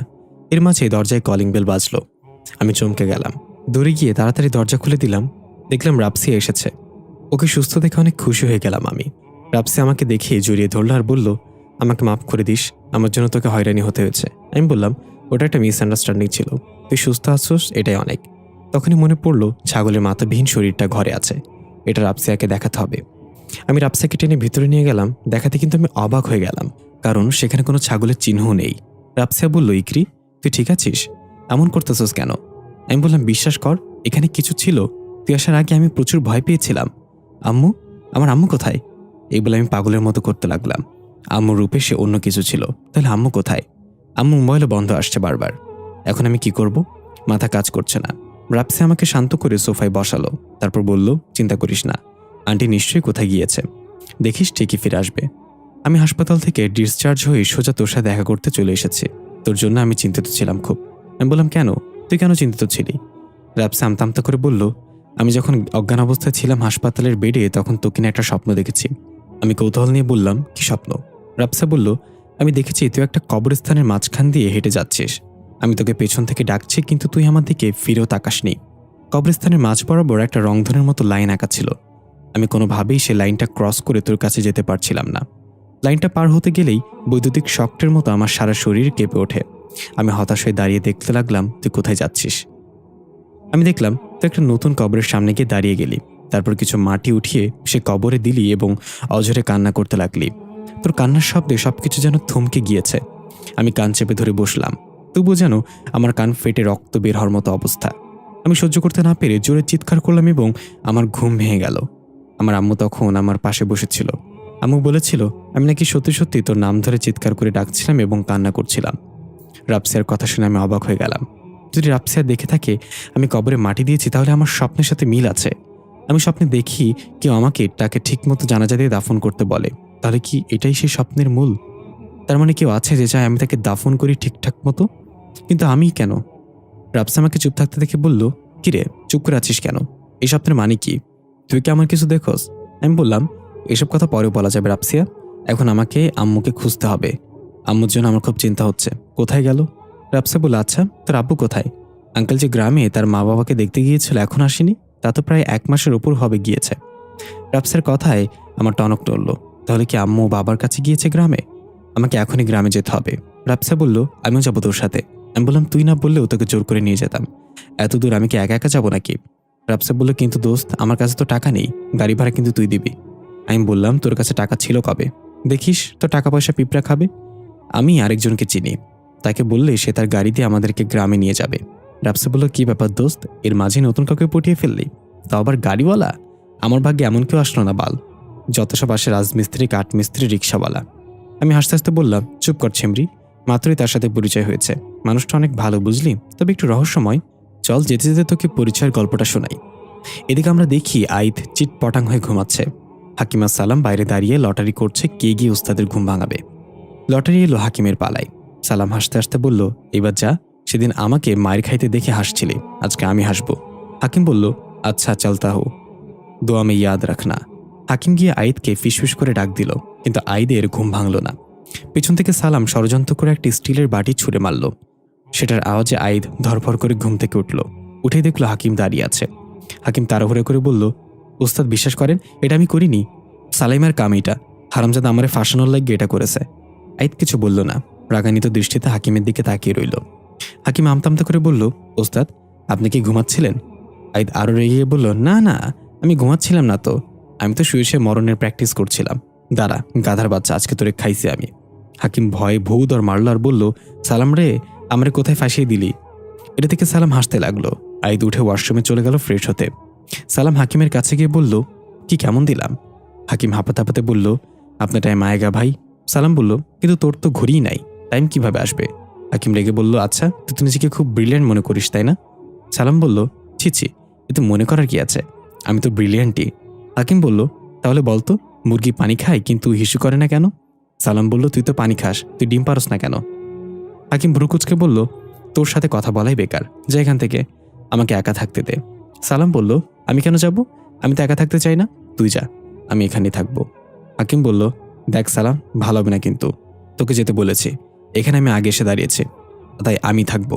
সালাম বলল, এখানে আমি পরে এসে দাঁড়িয়েছি, তাই আমিই থাকবো এখানে, এটা কি তোর বাপের জায়গা নাকি? হাকিম রেগে বলল, খবরদার সালাম, বাপের কথা বলবি না, তাহলে তোর থোতা ফাটিয়ে দেবো আমি। সালাম বলল, দরকার হলে মায়ের কথাও বলুম, পারলে থোতা ফাটা। তোর মনে হয় থোতা নাই? আমি কি দাঁড়িয়ে থাকবো নাকি? হাকিম বলল, তুই কি করবি? সালাম বলল, আমি দৌড় দেবো, আমার সাথে তুইও দৌড়ে পারবি না। পাশ থেকে আইদ তাদের এই ঝগড়া দেখে হাততালি দিয়ে বলল, বাবা, কি মৌখিক যুদ্ধ চলছে আমার বীর পুরুষদের মাঝে, থামলি কেন, আরো কর। সালাম গিয়ে হাকিমের গলায় হাত রেখে বলল, এই ওস্তাদ, আমাদেরকে বীর পুরুষ বলছে শুনছোস? হাকিম বলল, আগে জানলে হাতাহাতির মারামারিও করতাম, তাহলে আমাদেরকে মহাবীর বলতো। আইদ ধমক দিয়ে বলল, চুপ কর গাধার বাচ্চাগুলো, এখন বল ওই মেয়ের আত্মা কোথায়, তা কি ধরতে পেরেছিস? সালাম বলল, ধরেছি মানে, ধৈরা আপনার মন্ত্রতন্ত্রের রুমে আটকে রেখেছে, এখন শুধু আপনার আদেশের অপেক্ষা। তার সাথে কি করব বলেন? আইদ বলল, ঠিক আছে, সেটা পরে দেখা যাবে, এখন আমার অন্য একটা কাজ আছে। তখনই আইদের ফোনে কল আসলো। আইদ ফোন চেক করে দেখলো অচেনা নাম্বার থেকে কল এসেছে। রিসিভ করতে ওপাশ থেকে বলল, হ্যালো, আমি লাইব্রেরিয়ান ইমন শিকদার বলছি। তুমি যে গতকাল হিব্রু ভাষার বাক্যটার অর্থ খুঁজছিলে সেটা পেয়ে গিয়েছে। আইদ এক্সাইটেড হয়ে বলল, তাহলে আমি এখনই আসছি, এটা জানা আমার জন্য খুবই গুরুত্বপূর্ণ। এই বলে আইদ সালাম এবং হাকিমকে বলল, তোরা বাসায় থাক, আমি লাইব্রেরি থেকে ফিরে এসে বাকি কাজ করব। এই বলে আইদ চলে গেল। আইদ যাওয়ার পরই ইকরি এবং রাফসিয়া আসলো বাসায়। হাকিম বলল, ভাবি এসেছে। আইদ লাইব্রেরিতে গিয়ে দেখলো ইমন শিকদার গেইটে দাঁড়িয়ে আছে। আইদকে দেখে এগিয়ে এসে বলল, কাল সারা রাত এটা খোঁজার জন্য জেগেছিলাম, অনেক খোঁজার পরই বাক্যর অর্থ খুঁজে পেয়েছি। আইদ বলল, সেটা আপনাকে দেখে বোঝা যাচ্ছে যে সারা রাত ঘুমাননি, চোখ ফুলে বালিশের মতো হয়ে গেছে, তো কি খুঁজে পেলেন আমাকে বলেন। ইমন শিকদার ইশারায় আইদকে তার সাথে আসতে বলল। সে আইদকে নিয়ে সেই প্রাচীন বই রাখার কক্ষে গেল। এদিকে আমরা দেখি ইকরি এবং রাফসিয়া আইদের বাসায় পৌঁছেছে, কিন্তু আইদকে কোথাও দেখা যাচ্ছে না। ইকরি দেখলো সে কাজের খালা কিছু কাপড় চোপড় নিয়ে বাথরুমের দিকে যাচ্ছে। ইকরি তাকে ডাক দিয়ে বলল, খালা, আইদ কোথায়? আশ্চর্যজনকভাবে সে ইকরিকে চিনতে পারল না। অবাক হয়ে জিজ্ঞাসা করলো, আপনি কে, বাসায় কিভাবে ঢুকলেন? বের হয়ে যান বলছি। ইকরি অনেক অবাক হয়ে গেল, কারণ খালা কেন তাকে চিনতে পারছে না? গতকালকে তো তার সাথে কথা হলো, আর খালা কথা বলছিল গ্রাম্য ভাষায়, এই মহিলা তো একদম শুদ্ধ ভাষায় কথা বলছে। রাফসা বলল, ইকরি, তুই কি শিওর এই বাসাটা সেটা? ইকরি কিছু বলল না, চারিদিকে তাকিয়ে দেখলো, হ্যাঁ, এই বাসাই তো। কিছু বুঝতে না পেরে ইকরি এবং রাফসিয়া বের হয়ে গেল বাসা থেকে। দূর থেকে সালাম আর হাকিম এটা দেখে বলল, তাড়াতাড়ি উস্তাদকে খবর দিতে হবে, ভাবি তো আর জানে না খালার মাঝে তার যমজ বোনের আত্মাও বসবাস করে, কখনো তার বোন থাকে আবার কখনো সে থাকে। গতকাল খালা ইকরিরে দেখছে, আর আজকে খালার মাঝে তার বোন আছে, তাই চিনতে পারিনি। হাকিম বলল, সালাম তুই বাসায় থাক, আমি গিয়ে উস্তাদকে খবর দিয়ে আসি। সালাম বলল, না তুই বাসায় থাক, আমি যাচ্ছি উস্তাদকে খবর দিতে, তুই রাস্তাঘাট চিনবি না ভালো করে। হাকিম রেগে বলল, সবসময় তর্ক করবি না সালাম, আমি যাব মানে যাব, তুই এখানে থাক। সালাম বলল, ঠিক আছে, তোকে একটা সহজ প্রশ্ন করব, যদি উত্তর দিতে পারোস তাহলে তুই যাবি, আর না পারলে আমি যাব। হাকিম একটু ভেবে রাজি হয়ে গেল। সালাম বলল, বলতো কুকুর তার মালিককে দেখে লেজ নাড়ায় কেন? হাকিম মাথা চুলকে অনেক ভেবে উত্তর খুঁজে না পেয়ে বলল, তুই বল।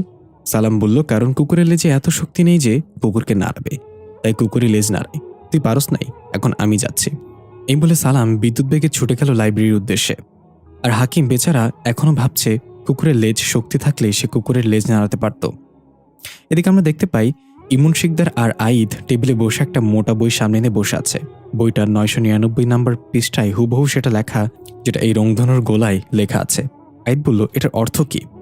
ইমন শিকদার বলল, এটার অর্থ হচ্ছে রংধনু দুনিয়ায় কেউ আটকে গেলে সেখান থেকে ফিরে আসা শুধু একটাই রাস্তা খোলা থাকে, সেটা হলো পুনর্জন্ম। তবে যার মাঝে সে পুনর্জন্ম নিতে চায় তার সম্পূর্ণ নিজের ইচ্ছা থাকতে হবে, জোর করে কোনোভাবেই পুনর্জন্ম নেওয়া যায় না। এটা শুনে আইদ ভাবতে লাগলো, কথা ইকরির মাঝে পুনর্জন্ম নিতে চায়, কিন্তু ইকরি এখনও এই ব্যাপারে তেমন কিছু জানে না। কথা আমাকে এই মেসেজের জন্যই পাঠিয়েছে, যাতে আমি ইকরিকে রাজি করাতে পারি। কথা আমার সাহায্য চাচ্ছে। ইমন শিকদার বলল, তুমি কিছু চিন্তা করছো? কিসের মেসেজ এটা? কে পাঠিয়েছে রংধনুর দুনিয়া থেকে? আমি বললাম, রংধনুর দুনিয়া মানে? ইমন শিকদার বইটা বন্ধ করে তাকের উপর রেখে আমার সামনে বসে বলল, হ্যাঁ, রংধনুর দুনিয়া। পৃথিবীর সৃষ্টি লগ্ন থেকে এই পর্যন্ত 3 জন চাঁদের পুরী এসেছে পৃথিবীতে, তাদের কেউই চন্দ্রগ্রহণ পর্যন্ত বাঁচতে পারেনি। তারা চন্দ্রগ্রহণ পর্যন্ত বেঁচে থাকলে অর্ধেক জিনজাতি ধ্বংস হয়ে যেত, তাই যেভাবেই হোক জিনরাজা তাদেরকে চন্দ্রগ্রহণের আগেই মেরে ফেলেছে। আর তারা মরার পর তাদের আত্মা রংধনুর দুনিয়া আটকে যায়। যুগ যুগ ধরে তারা চেষ্টা করে আসছে কারো শরীরে পুনর্জন্ম নিয়ে আবার পৃথিবীতে ফিরে আসতে, কিন্তু কোনো এক অজানা কারণে সেটা হয়নি কখনো। আমি অবাক হয়ে বললাম, আপনি এত কিছু কিভাবে জানেন? কে আপনি? ইমন শিকদার অদ্ভুত একটা হাসিতে বলল, নিজেকে খোঁজো, তাহলে আমার পরিচয় পাবে। আমি কিছু বলতে যাব, তখনই পেছন থেকে সালাম এসে ডাক দিল, মিস্টার সালাম, রিপোর্টিং ওস্তাদ, গরম খবর নিয়ে এসেছে। আমি চমকে গিয়ে পিছনে তাকিয়ে দেখলাম সালাম তার মোলার মতো দাঁতগুলো বের করে দাঁড়িয়ে আছে। আবার সামনে তাকাতেই আমি বড় একটা ঝটকা খেলাম, কারণ ইমন শিকদার সামনে নেই। চোখের পলকে সে কোথায় চলে গেল? আমি বসা থেকে উঠে চারিদিকে খুঁজতে লাগলাম, কিন্তু তার কোনো চিহ্ন নেই। সালাম বলল, ওস্তাদ, আপনি কি কিছু খুঁজছেন? আমি বললাম, আমার সামনে যে বসেছিল সে কোথায় গেল? তোর দিকে তাকিয়ে সামনে তাকাতেই দেখি সে নেই। সালাম অবাক হয়ে বলল, কার কথা বলছেন ওস্তাদ? আপনি তো এখানে একাই বসেছিলেন, আমি এসে আপনার সামনে কাউকেই দেখতে পাইনি। সালামের কথা শুনে আমি রেগে গেলাম। সে আমার সামনেই ছিল, তুই কিভাবে দেখতে পেলি না তাকে? খেয়াল করে দেখলাম টেবিলের উপর রংধনুর গোলাটাও নেই, তার মানে সে ওটা নিয়ে গেছে। আমি রাগে টেবিলের উপর ঘুষে মারলাম। সে কে ছিল? কি উদ্দেশ্য নিয়ে সে এসেছিল? তাকে কোথায় পাবো? কিছু বুঝতে পারছি না। আমি বললাম, কি খবর নিয়ে এসেছিস বল। সালাম ভয় ভয় বলল, আপনি বাসা থেকে বের হওয়ার পরপরই ইকরি ম্যাডাম এসেছিল তার বান্ধবীকে নিয়ে, কিন্তু খালার মাঝে তখন অন্যজন ছিল, তাই খালা তাকে চিনতে পারিনি, বাসা থেকে বের হয়ে যেতে বলেছে। এটা শুনে আমার রাগ আরো বেড়ে গেল। আমি বললাম, গাধার বাচ্চা, তাহলে তুই আমার কাছে কেন এসেছিস? তুই তো নিজেই খালাকে বলতে পারতি ইকরি আমার পরিচিত, খালার মাঝে যেই থাক তাদের দুজনকে তো চিনে, তাই না? সালাম মাথা চুলকে বলল, তাই তো, এটা তো আমার মাথায় আসেনি। কি লাভ এই মাথা রেখে, কি লাভ এই মাথা রেখে? এই বলে সালাম তার মাথা ঘাড় থেকে খুলে হাতে নিয়ে আসলো। আমি বললাম, হয়েছে, আর নাটক করতে হবে না, চল এখান থেকে এখন। ইমন শিকদারকে যেভাবেই হোক খুঁজে বের করতেই হবে। আইদ এবং সালাম একসাথে লাইব্রেরি থেকে বের হলো। আমরা দেখতে পাই ইমন শিকদার লাইব্রেরির ছাদে দাঁড়িয়ে আছে, তার হাতে রংধনুর গোলাটা। সে এক রহস্যময় হাসি দিয়ে আইদের চলে যাওয়ার দিকে তাকিয়ে আছে ছাদ থেকে। আইদ বাসায় ফিরে দেখল ইকরিয়া রাপসিয়া ড্রয়িং রুমে বসে আছে সোফায়। আইদ খুশি হয়ে বলল, আরে আপনারা, আমি জানতে পেরেছিলাম আপনারা নাকি চলে গেছেন আমাকে না পেয়ে, কাজের খালা চিনতে পারিনি। ইকরি বলল, হ্যাঁ, প্রথমে তো চিনতে পারিনি, পরে উনি নিজেই গিয়ে আবার গেট থেকে ফিরিয়ে নিয়ে এনেছে। ওনার নাকি ভুলে যাওয়ার রোগ আছে, তাই আমাকে দেখে চিনতে পারিনি।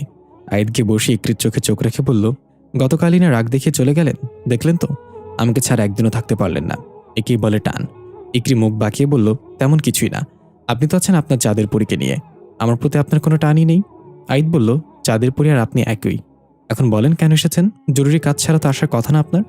ইকরি বলল, আমার আম্মু মিসিং, বাসায় গিয়ে দেখি আমার আম্মুর রূপে বাসে অন্য কিছু। সে ভীষণ ভয়ঙ্কর ছিল, ছাগলের মাথাবিহীন শরীর আর মাথাটা তার হাতেই ছিল।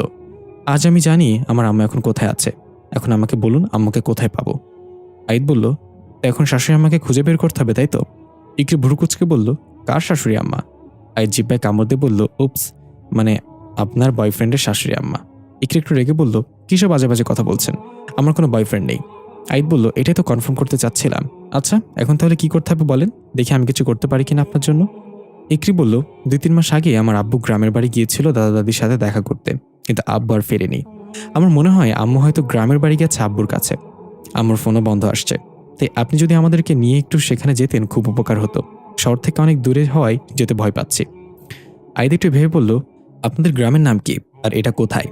ইকরি বলল, যশোর জেলার চৌগাছা থানায়। চিন্তা করবেন না, আপনাকে আমি গাড়ি ভাড়া দিয়ে দেবো। আইদ একটু হেসে বলল, গাড়ি ভাড়া লাগবে না, 2-3টা ফ্লাইং কিস আর লাভ ইউ বলে দিলে হবে। আর আপনি যে গ্রামের নাম বলছেন সেখানে আমারও কাজ আছে। গত কয়েকদিন আগে আমার কাছে ফোন এসেছিল ওই জায়গা থেকে। একটা লোক নাকি অ্যাক্সিডেন্টে মারা যাওয়ার পর তার আত্মা গ্রামবাসীকে অতিষ্ঠ করে তুলেছে। সময় হয়ে ওঠে না, তাই যেতে পারছিলাম না। আপনারা বসেন, আমি রেডি হয়ে আসছি। ইকরি বলল, ঠিক আছে, তাহলে তো ভালোই হলো। আমার 2-3টা ফ্লাইং কিস আর আই লাভ ইউ বেঁচে গেল। আইদ হেসে বলল, তো রাপসিয়া, আপনি কেমন আছেন এখন?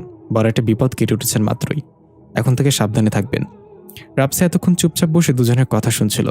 আইদ ভেতরে চলে যাওয়ার পর রাপসিয়া ইকরিকে বলল, দোস্ত, তুই যদি এই ছেলেকে রিজেক্ট করস তাহলে প্লিজ আমার দিকে ছুড়ে মারিস। ছেলেটাকে দেখে আমার মনের মাঝে কুসকুস হনে লাগা হে। ইকরি ধমক দিয়ে বলল, চুপ কর, সে তো তার চাঁদের পরীর জন্যই আমাকে একদিন রিজেক্ট করবে এক সময়, আর তুই আছোস তোর কুসকুস নিয়া। আইদ রুমে গিয়ে সালাম আর হাকিমকে ডাকলো। দুজনে হাজির হলো। তারপর হাকিম বলল, উস্তাদ, আমি খালাকে মনে করিয়ে দিয়েছি ইকরি ম্যাডাম আপনার পরিচিত। এই বকলম সালাম তো গিয়েছে আপনাকে খবর দিতে, আমি না করার পরেও গেছে।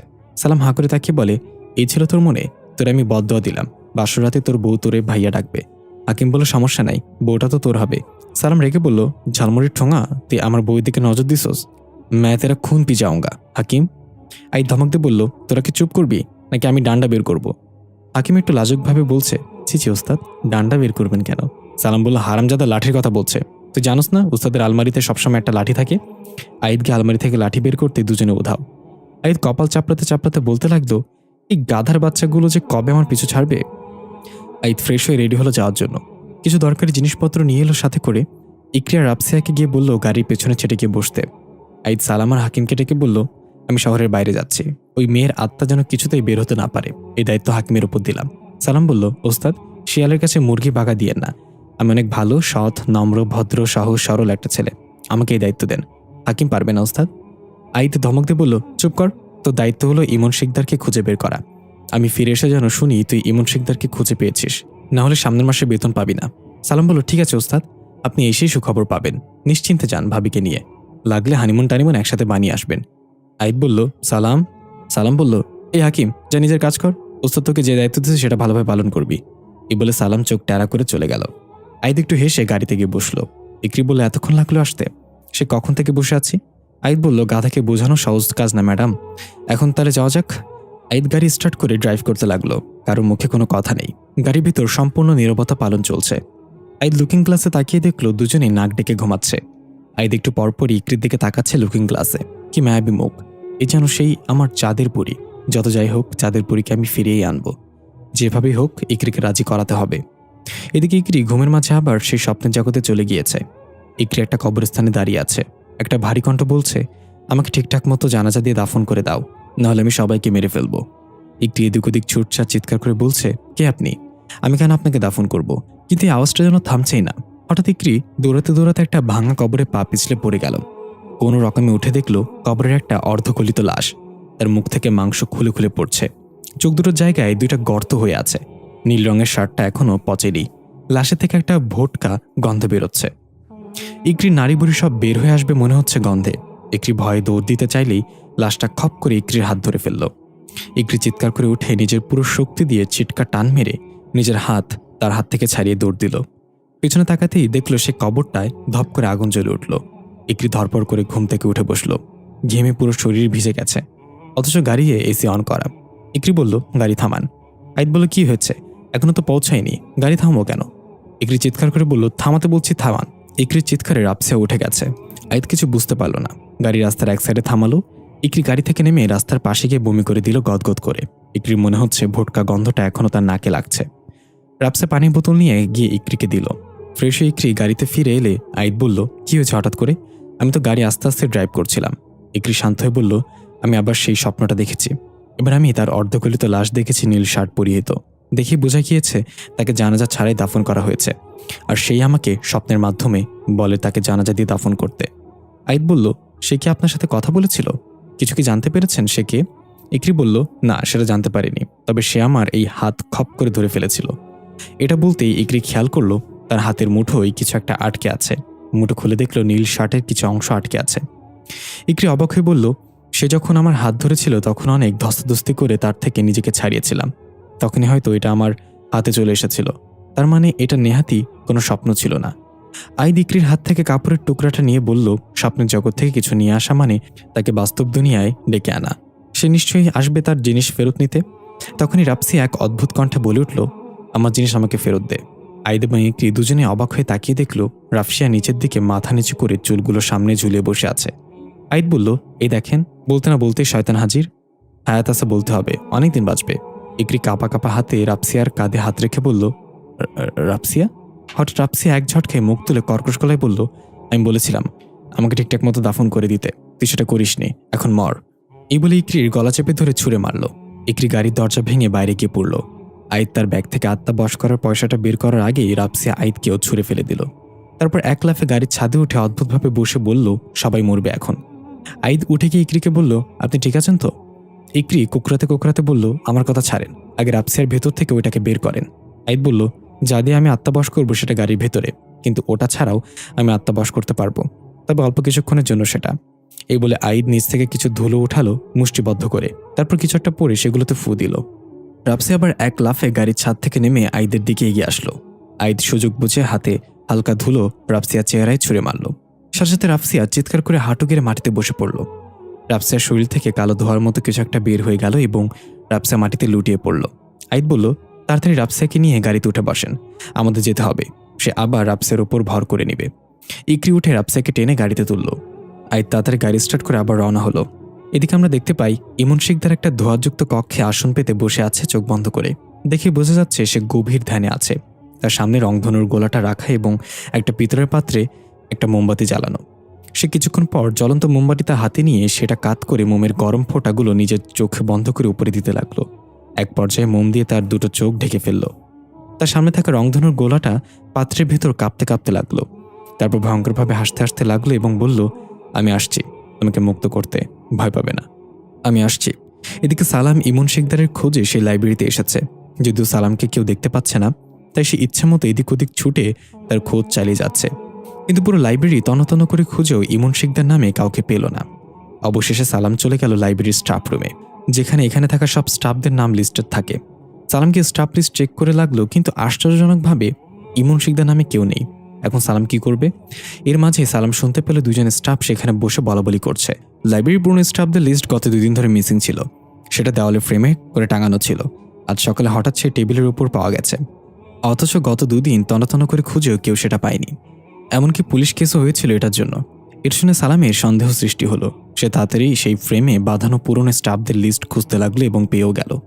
সালাম হাঁ করে তাকিয়ে রইল সেটার দিকে। এ কি, ইমন শিকদার নামে যে ছিল এখানে, তো সে ছিল আরো 125 বছর আগের স্টাফ। এতদিনে তো সে মারা যাওয়ার কথা। তাহলে কি ওস্তাদের সাথে যে দেখা করছে সে ইমন শিকদারের আত্মা ছিল? তাহলে ওস্তাদ সেটা বুঝতে পারল না কেন? সালাম তাড়াতাড়ি করে গেল সিসিটিভি কন্ট্রোল রুমে। সেখানে যে দায়িত্ব ছিল, সালাম তাকে পেছন থেকে এক থাপ্পড় মেরে অজ্ঞান করে দিল এবং নিজের হাতের দিকে তাকিয়ে বলল, আমার হাতে এত পাওয়ার, বা সালাম তুই গ্রেট হো। সালাম সেদিনে সিসিটিভি ফুটেজ চেক করতে লাগলো যেদিন আইদ এসেছিল লাইব্রেরিতে। খুঁজতে খুঁজতে দেখলো ওই তো ওস্তাদকে দেখা যাচ্ছে, কিন্তু সে তো একাই হাঁটছে আর কথা বলছে, তার সাথে তো কাউকে দেখা যাচ্ছে না। তার মানে সত্যি সত্যি সে ইমন শিকদারের আত্মা ছিল। যেহেতু ওস্তাদও তাকে ধরতে পারেনি, তার মানে সে কোনো সাধারণ আত্মা না। এদিকে আইদরা তাদের গন্তব্য যশোরের চৌগাছা থানায় চলে এসেছে প্রায়। রাপসিয়ার জ্ঞান ফিরতে উঠে বলল, কিরে আমার কি হয়েছিল? এই কি গাড়ির দরজা ভাঙা কেন? আমরা কি অ্যাক্সিডেন্ট করেছিলাম? ইকরি বলল, অ্যাক্সিডেন্ট তুই করস নাই, অ্যাক্সিডেন্ট করছে আমরা। আর একটু হলেই তো আমাদেরকে মেরে ফেলতে তুই। কেমনে ফাল দিয়ে গাড়ির উপর উঠে গেলি তুই? রাপসে বলল, মানে কি বলতেছো আবল তাবল? আমি আবার কখন গাড়ির ছাদে উঠলাম? এই আইদ ভাইয়া, গাড়ি পাবনা থেকে ঘোরান, ইকরিকে সেখানে রেখে আসি। আইদ এসে বলল, ইকরিকে পাবনা পাগলাগারোতে রাখবো না, ওকে রাখবো আমার মনের পাগলাগারোতে। রাপসে একটু কেসে বলল, ফিরিত দেখে মন চায় গেন্ডারির জুস খেয়ে মইরা যাই। ইকরি রেখে বলল, ফালতু কথা বলিস না তো, এমনি অনেক চিন্তায় আছে আমি। সেখানে গেলে আম্মা আব্বুকে পাবো কিনা। এর মাঝে একদল লোক মশলা হাতে আইদের গাড়ি থামালো। আইদ গাড়ি থামিয়ে মাথা বের করে বলল, কি হয়েছে, পা আটকালেন কেন? একজন বলল, আপনি নিশ্চয়ই আইদ, শহর থেকে এসেছেন? আইদ মাথা নেড়ে বলল, হ্যাঁ। লোকটা বলল, আমরা আপনাকে খবর দিয়েছিলাম, এটা সেই চৌগাছা, একটু আগেও একজনকে মেরে ফেলেছে সেই অতৃপ্ত আত্মা। আইদ গাড়ি থেকে নামলো, সাথে ইকরি এবং রাফসিয়াও নামলো। আইদ বলল, তার উৎপত্তিস্থল কোথায়? একজন বলল, পাশের জঙ্গল থেকে প্রতিদিন ওই আত্মার গর্জন শোনা যায়। সে চিৎকার করে বলে যে সে যতদিন না এসে আমাকে দাফন করবে ততদিন আমি মুক্তি পাবো না, আমি সবাইকে মেরে ফেলবো। ইকরি অবাক হয়ে আইদকে বলল, এই একই কথা তো আমরা স্বপ্নেও এসেছে, তাহলে কি এই আত্মাটা সেই আত্মা? আইদ বলল, সেটা দেখা যাবে। আমরা এখন জঙ্গলে যাবো এই আত্মার খোঁজে। সে যদি আপনার স্বপ্নে সে আত্মা হয় তাহলে তাকে আটকানো অনেক কঠিন হয়ে যাবে, কারণ সে বাস্তব দুনিয়ায় চলে এসেছে ইতোমধ্যে। এই বলে আইদ একটা মশাল হাতে নিয়ে একজন লোককে বলল, আমাকে জঙ্গলের পথ দেখিয়ে দিন। লোকটা আইদকে পথ দেখিয়ে দিল। আইদ সবার আগে হাঁটতে লাগলো। আইদের পিছনে রাফসি এবং ইকরি একে অপরের হাত শক্ত করে ধরে হাঁটছে। বাকি গ্রামবাসী সবাই দোয়া দরুদ পড়তে পড়তে পেছনে হাঁটছে। এদিকে আমরা দেখতে পাই হাকিম সেই রুমের বাইরে বসে আছে যেখানে হাবিবার আত্মা বন্দি করে রাখা হয়েছে। হাবিবার আত্মা ভেতর থেকে চিৎকার করছে তাকে ছেড়ে দেওয়ার জন্য। তার চিৎকার চেঁচামেচিতে হাকিম কান পেতে চেপে ধরে বসে রইল।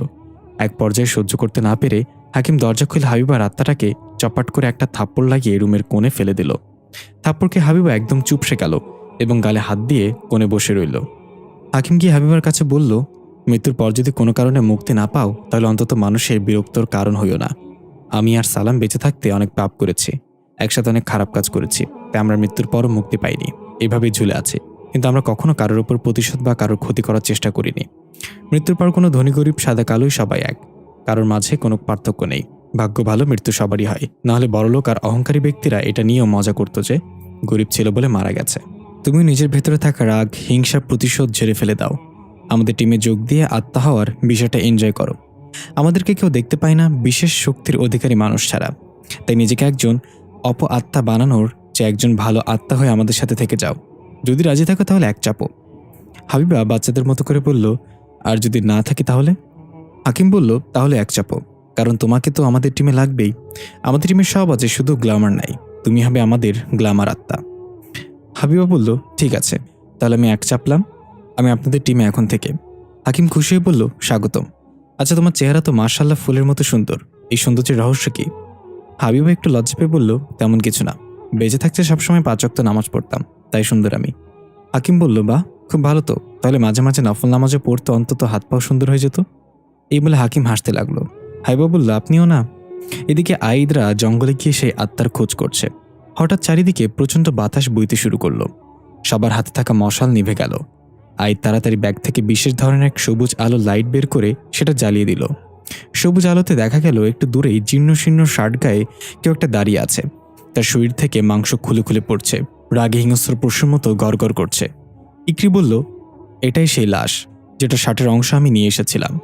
গ্রামবাসী এটা দেখে ভয়ে যে যার মতো ছুটে পালাতে লাগলো, কিন্তু আইদ এক পাও নড়ল না। আইদ চিৎকার করে জিজ্ঞাসা করলো, কে আপনি? কেন নিজেকে কষ্ট দিচ্ছেন? সে কোনো কথা বলল না, উল্টো ঘুরে হাঁটা দিল জঙ্গলের গভীরে। আইদ বলল, আমাদের তার সাথে যেতে হবে, সে আমাদের কিছু দেখাতে চায়। ইকরি এবং রাফসিয়া প্রচুর ভয় পাচ্ছে, তবুও আইদ থাকা সত্ত্বেও সাহস পাচ্ছে। এর মাঝে গ্রামবাসীরা সব পালিয়ে গেছে। আইদ, ইকরি এবং রাফসিয়া তার পিছু নিল। সে হাঁটতে হাঁটতে একটা জায়গায় গিয়ে থেমে গেল। আইদরাও থেমে গেল। হঠাৎ সে চোখের পলকে অদৃশ্য হয়ে গেল। আইদ দৌড়ে গেল সেখানে যেখানে সে দাঁড়িয়েছিল। টর্চের আলোতে সেখানে একটা হালকা উঁচু করা মাটির স্তূপ দেখতে পেল। আইদ বলল, এটা হয়তো তার কবর, তাকে মারার পর কেউ এখানে এনে জানাজা ছাড়াই পুঁতে ফেলে রেখেছে, আর তাই এই আত্মার এমন ভয়ঙ্কর হয়ে উঠেছে। হঠাৎ রাফসিয়া বলে উঠল, ওটা কি? আইদ এবং ইকরি দেখল রাফসিয়া বাম দিকে একটা গাছের গোড়ায় কিছু একটার দিকে ইশারা করে আছে। সেদিকে এগিয়ে দেখল একটা মানুষের কঙ্কাল। এখানে পোকামাকড় খেয়ে যাচ্ছে কঙ্কালটাকে। ইকরি এগিয়ে গেল। কঙ্কালের হাতের দিকে লক্ষ্য করতেই একটা আংটি দেখে হাউমাউ করে কেঁদে উঠল। আইদ অবাক হয়ে জিজ্ঞাসা করলো, কি হয়েছে ইকরি? ইকরি কাঁদতে কাঁদতে বলল, আমার আব্বু। ইকরি কাঁদতে কাঁদতে আব্বুর কঙ্কালের সামনে বসে পড়ল। নিজের চোখে যেন বিশ্বাস করতে পারছে না। রাফসিয়া ইকরির সান্ত্বনা দিতে লাগলো। আইদ বলল, আপনি কিভাবে বুঝলেন এটা আপনার আব্বুর কঙ্কাল? তার জামা কাপড়ের তো কোনো চিহ্ন নেই। ইকরি কঙ্কালের হাত থেকে আংটিটা খুলে আইদের হাতে দিয়ে বলল, এটা আমার আব্বুর হাতে থাকতো সবসময়। আইদ আংটিটা হাতে নিয়ে ঘুরিয়ে ফিরে দেখতে লাগলো। নিজের গেঞ্জি দিয়ে সেটা পরিষ্কার করে ভালোভাবে দেখতেই আইদ চমকে গেল। আইদের চোখ বড় বড় হয়ে গেল। দৃশ্য চলে গেল 10 বছর আগে, যেদিন সোহানা মারা গিয়েছিল বাসের ধাক্কায়। বিকট শব্দ শুনে আইদার কথা সেদিকে তাকালে দেখতে পেল সোহানার হাওয়ায় ভাসছে। কিছু বুঝে ওঠার আগেই সোহানা গিয়ে ল্যাম্প পোস্টের খুঁটির সাথে বাড়ি খেয়ে নিচে আশ্রয় পড়ল। আইদ সোহানা বলে চিৎকার করে দৌড়ে গেল। যে বাস সোহানাকে অ্যাক্সিডেন্ট করিয়েছিল সেই বাস সেদিন না থেমেই পালিয়ে গিয়েছিল। তবে ড্রাইভারের হাত জানালা দিয়ে বের হয়ে থাকায় আয়েদ শুধু তার হাত দেখতে পেয়েছিল। হাতে একটা আংটি চকমক করছিল। আয়েদ এই আংটিটার কথা কখনো ভুলবে না। সে আংটিওয়ালা লোকটাই সোহানার অ্যাক্সিডেন্ট করে পালিয়ে গিয়েছিল। দৃশ্য ফিরে এলো বর্তমানে। আয়েদ আংটিটা হাতে চেপে ধরে বলল, ইকরি, আপনার বাবা কি কাজ করত? ইকরি চোখ মুছে বলল, আমার বাবা বাস ড্রাইভার ছিল। তবে 10 বছর আগে কোন এক অজানা কারণে বাস চালানো ছেড়ে দেয় বাবা। তারপর ছোটখাটো একটা ব্যবসা করত। আইদের চোখ রাগে লাল হয়ে গেল। সোহানার অক্সিজেন মাস্ক পুরাটা আইদের চোখে ভাসতে লাগলো। সোহানা বলা শেষ কথাটা আইদের কানে বাজতে লাগলো, ভাইয়া, আমাকে শেষবারের মতো একটা ভেন্ডি বলে ডাকবি? আইদ রাগে কষ্ট আংটিটা হাতের মাঝে এমনভাবে চেপে ধরল যে সেটা আইদের হাতে বিঁধে গিয়ে রক্ত বের হতে লাগলো। এটা ইকরি বা রাপসিয়া কেউ খেয়াল করলো না। আইদ নিজেকে কোনো মতো শান্ত করে বলল, এই আংটিটির মাধ্যমে আমি বের করবো আপনার বাবা কিভাবে মারা গিয়েছে, আর ওই আত্মাটাই বা কে। ইকরি বলল, তাহলে এখন সেটা করেন। আমি জানতে চাই আমার বাবা কিভাবে মারা গেছে। আইদ সেই কবরের মতো মাটির স্তূপ থেকে এক মুঠো মাটি নিয়ে ব্যাগে ঢুকিয়ে বলল, এখানে হবে না এটা। আমাকে অতীতে পৌঁছাতে হলে যেতে হবে চাঁদের পরীতে। ইকরি ভুরুকুচকে বলল, চাঁদের পরী? আইদ কিছু না বলে হাঁটা দিয়ে জঙ্গল থেকে বের হওয়ার জন্য রাপসিয়া আর ইকরিও আইদের পিছু নিল। রাপসিয়া ইকরির কানে কাছে গিয়ে ফিসফিস করে বলল, আংটিটা দেখার পর থেকে আইদের ব্যবহারের পরিবর্তন এসেছে, সেটা লক্ষ্য করছস? ইকরি বলল, হ্যাঁ দেখেছি। নিশ্চয় আমার আব্বুকেও চিনে। এখন কোনো কথা বলিস না, দেখিও কি করে। গাড়ি কাছে এসে দেখলো গ্রামবাসীরা সবাই এখানে দাঁড়িয়ে আছে। আইদকে দেখেই সবাই এগিয়ে গেল। একজন বলল, আপনি কি সে আত্মাটাকে বন্দি করতে পেরেছেন? আইদ বলল, এখনো না, তবে খুব তাড়াতাড়ি করে ফেলবো, চিন্তা করবেন না।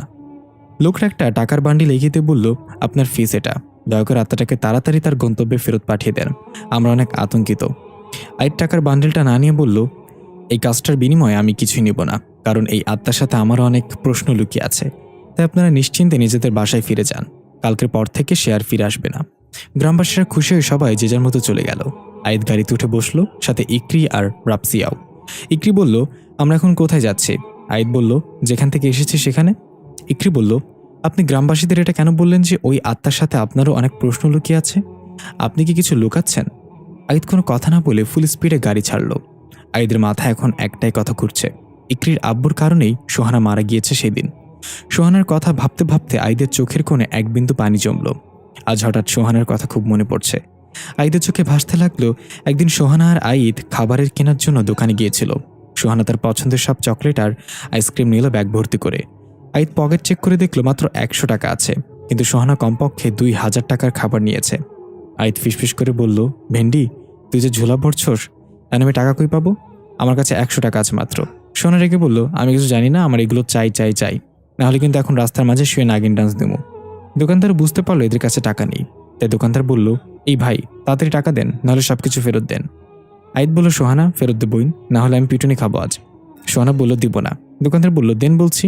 সোহানা বলল, দিব না। আইদ বলল, দিয়ে দে ভেন্ডি। সোহানা বলল, দিব না মানে দিব না। এই বলে সোহানা সেগুলো নিয়ে দৌড় দিল।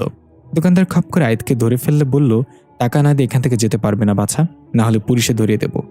আইদ দাঁত কটমট করে বলল, ভেন্ডির ঘরে ভেন্ডি, আমার এই ফাঁসাইয়া রেখা চলে গেলি?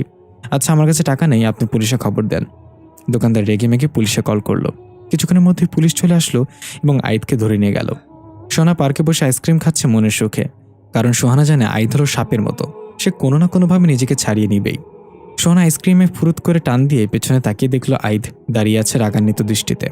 সোহানা ব্যাগ থেকে একটা আইসক্রিম বের করে আইদের দিকে এগিয়ে দিয়ে বলল, কিরে, কখন আসলি? এনে আইসক্রিম খা।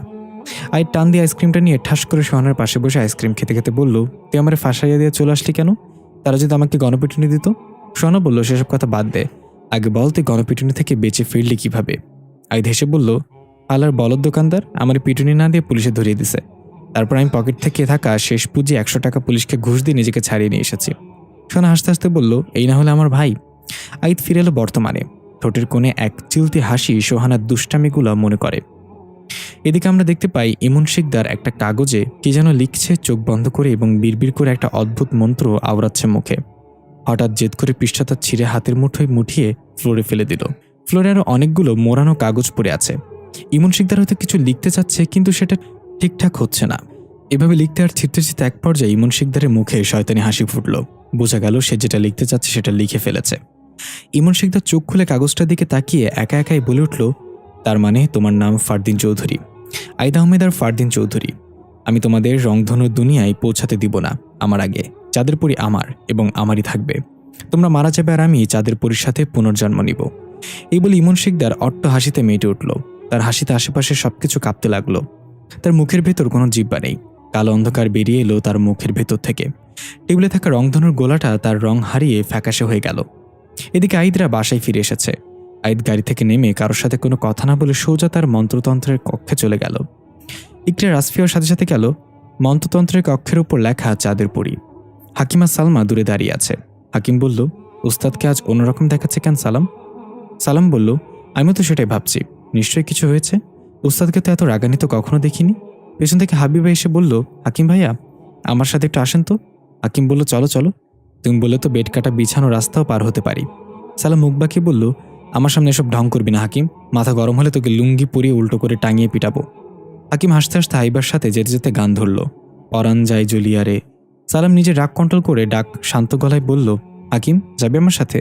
হাকিম পেছনে তাকিয়ে কৌতূহল নিয়ে বলল, কোথায়? সালাম বলল, হাঁকতে। এই বলে সালাম হাসতে হাসতে দৌড় দিল। হাকিম চিৎকার করে বলল, সালাম্মা তোরে আমি খাইছি, লেডিসের সামনে এমন কথা কেন বললি? হাকিম সালামের পিছু নিল। হাবিবা ফিক করে হেসে বলল, এই দুজনের টম এন্ড জেরি কবে বন্ধ হবে আল্লাহ জানে। আইজ চাঁদের পরীর কক্ষে গিয়ে লবণ ছিটিয়ে একটা গোলাকার বৃত্ত তৈরি করলো। দেখা গেল বৃত্তের মাঝখানে সেই কফিনটা রাখা, যেটা খুললেই কয়েকটা রং বেরঙের প্রজাপতি বেরিয়ে আসতো আর আইদ তার অতীতে চলে যেত। ইকরি বলল, এই কফিনটা কিসের? আইদ বলল, এটা এই চাঁদের পরীর শেষ নিশানা, আমি যত্ন করে রেখে দিয়েছি। ইকরা বলল, ঠিক আছে বুঝলাম, এখন বলেন আমার কি কোনো দায়িত্ব আছে? আমি কি করব? আইদ বলল, অপেক্ষা। আইদ গোলাকার বৃত্তর মাঝে বসে একটা মোমবাতি জ্বালিয়ে একটা পাত্রে কিছু পানি ঢেলে আংটিটা সেই পাত্রে রাখলো।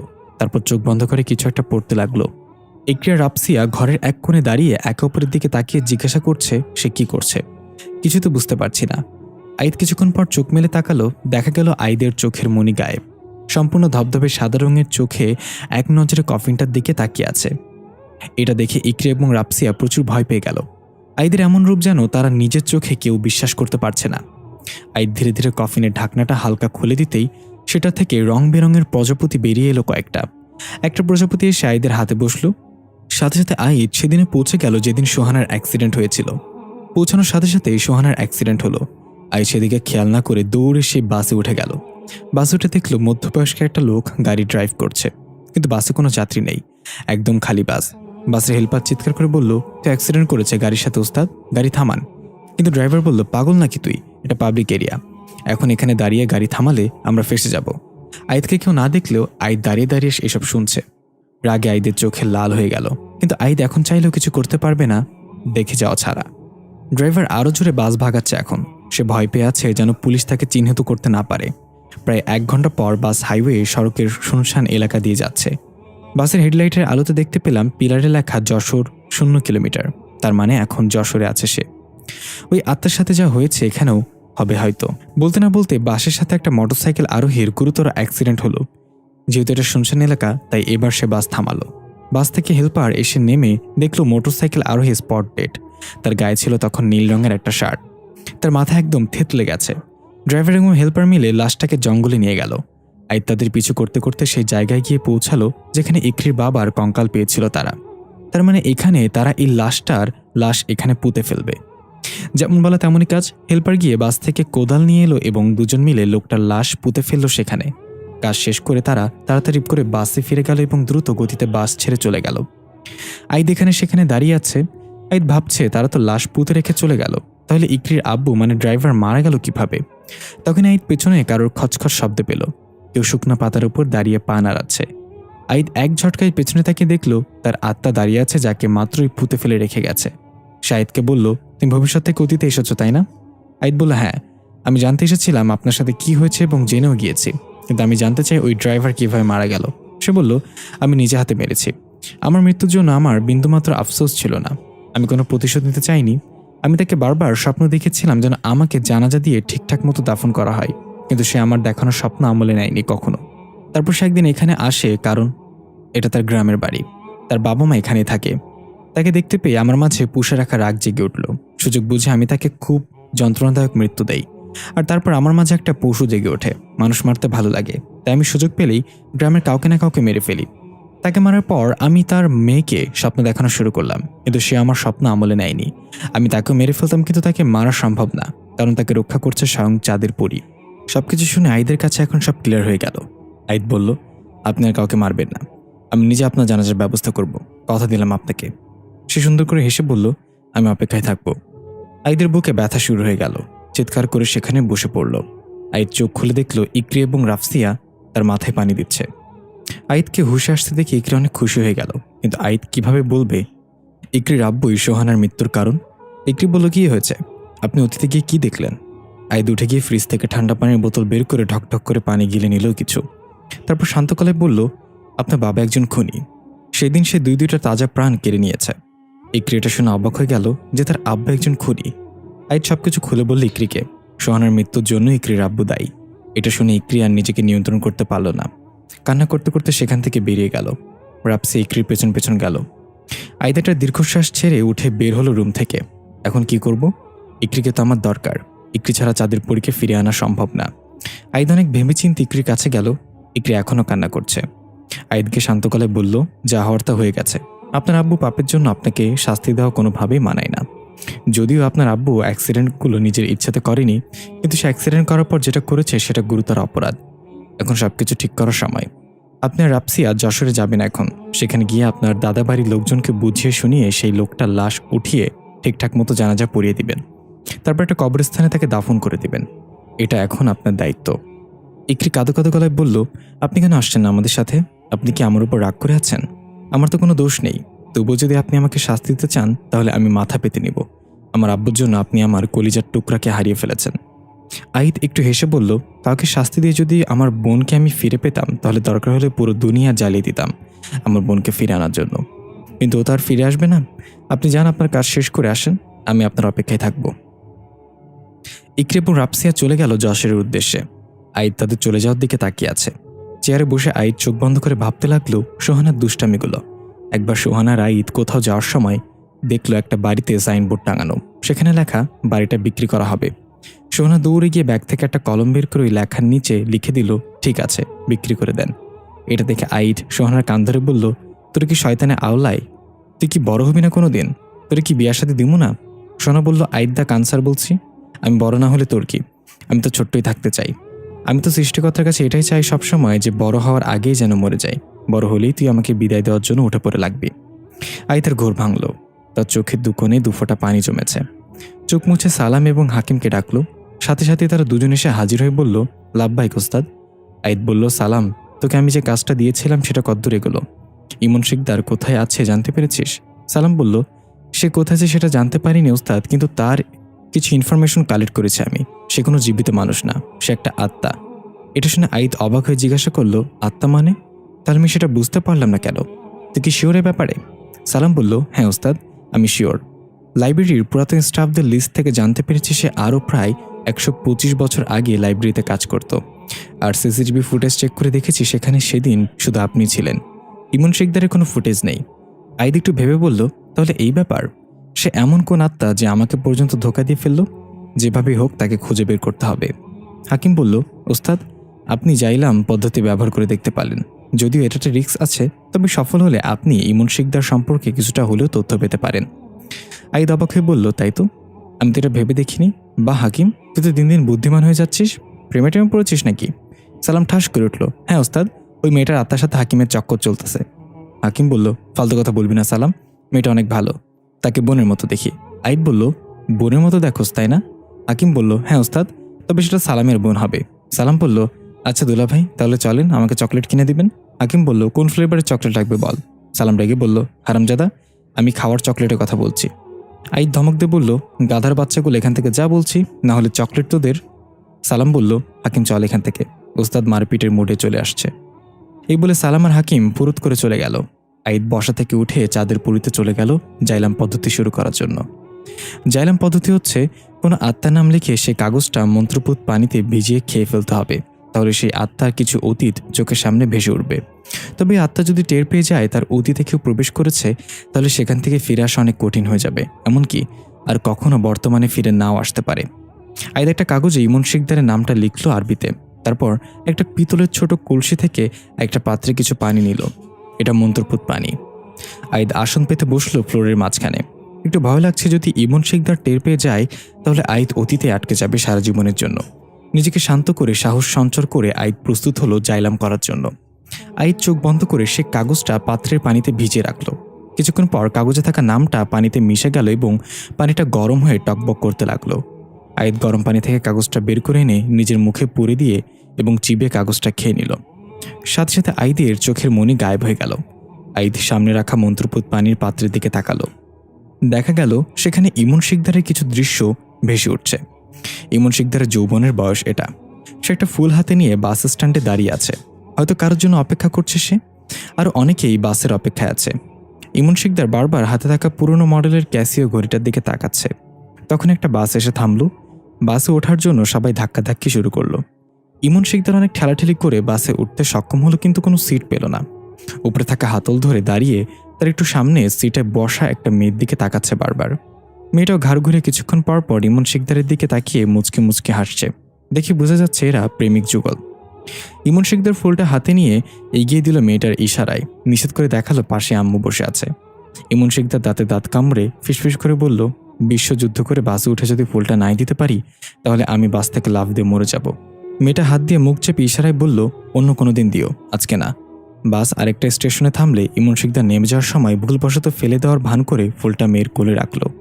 পাশে সিটে বসা মেয়েটার আম্মু এটা লক্ষ্য করার আগেই মেয়েটা তাড়াতাড়ি ব্যাগের ভেতর ঢুকিয়ে নিল ফুল। আর মনে মনে হাসলো, সত্যি পাগল একটা।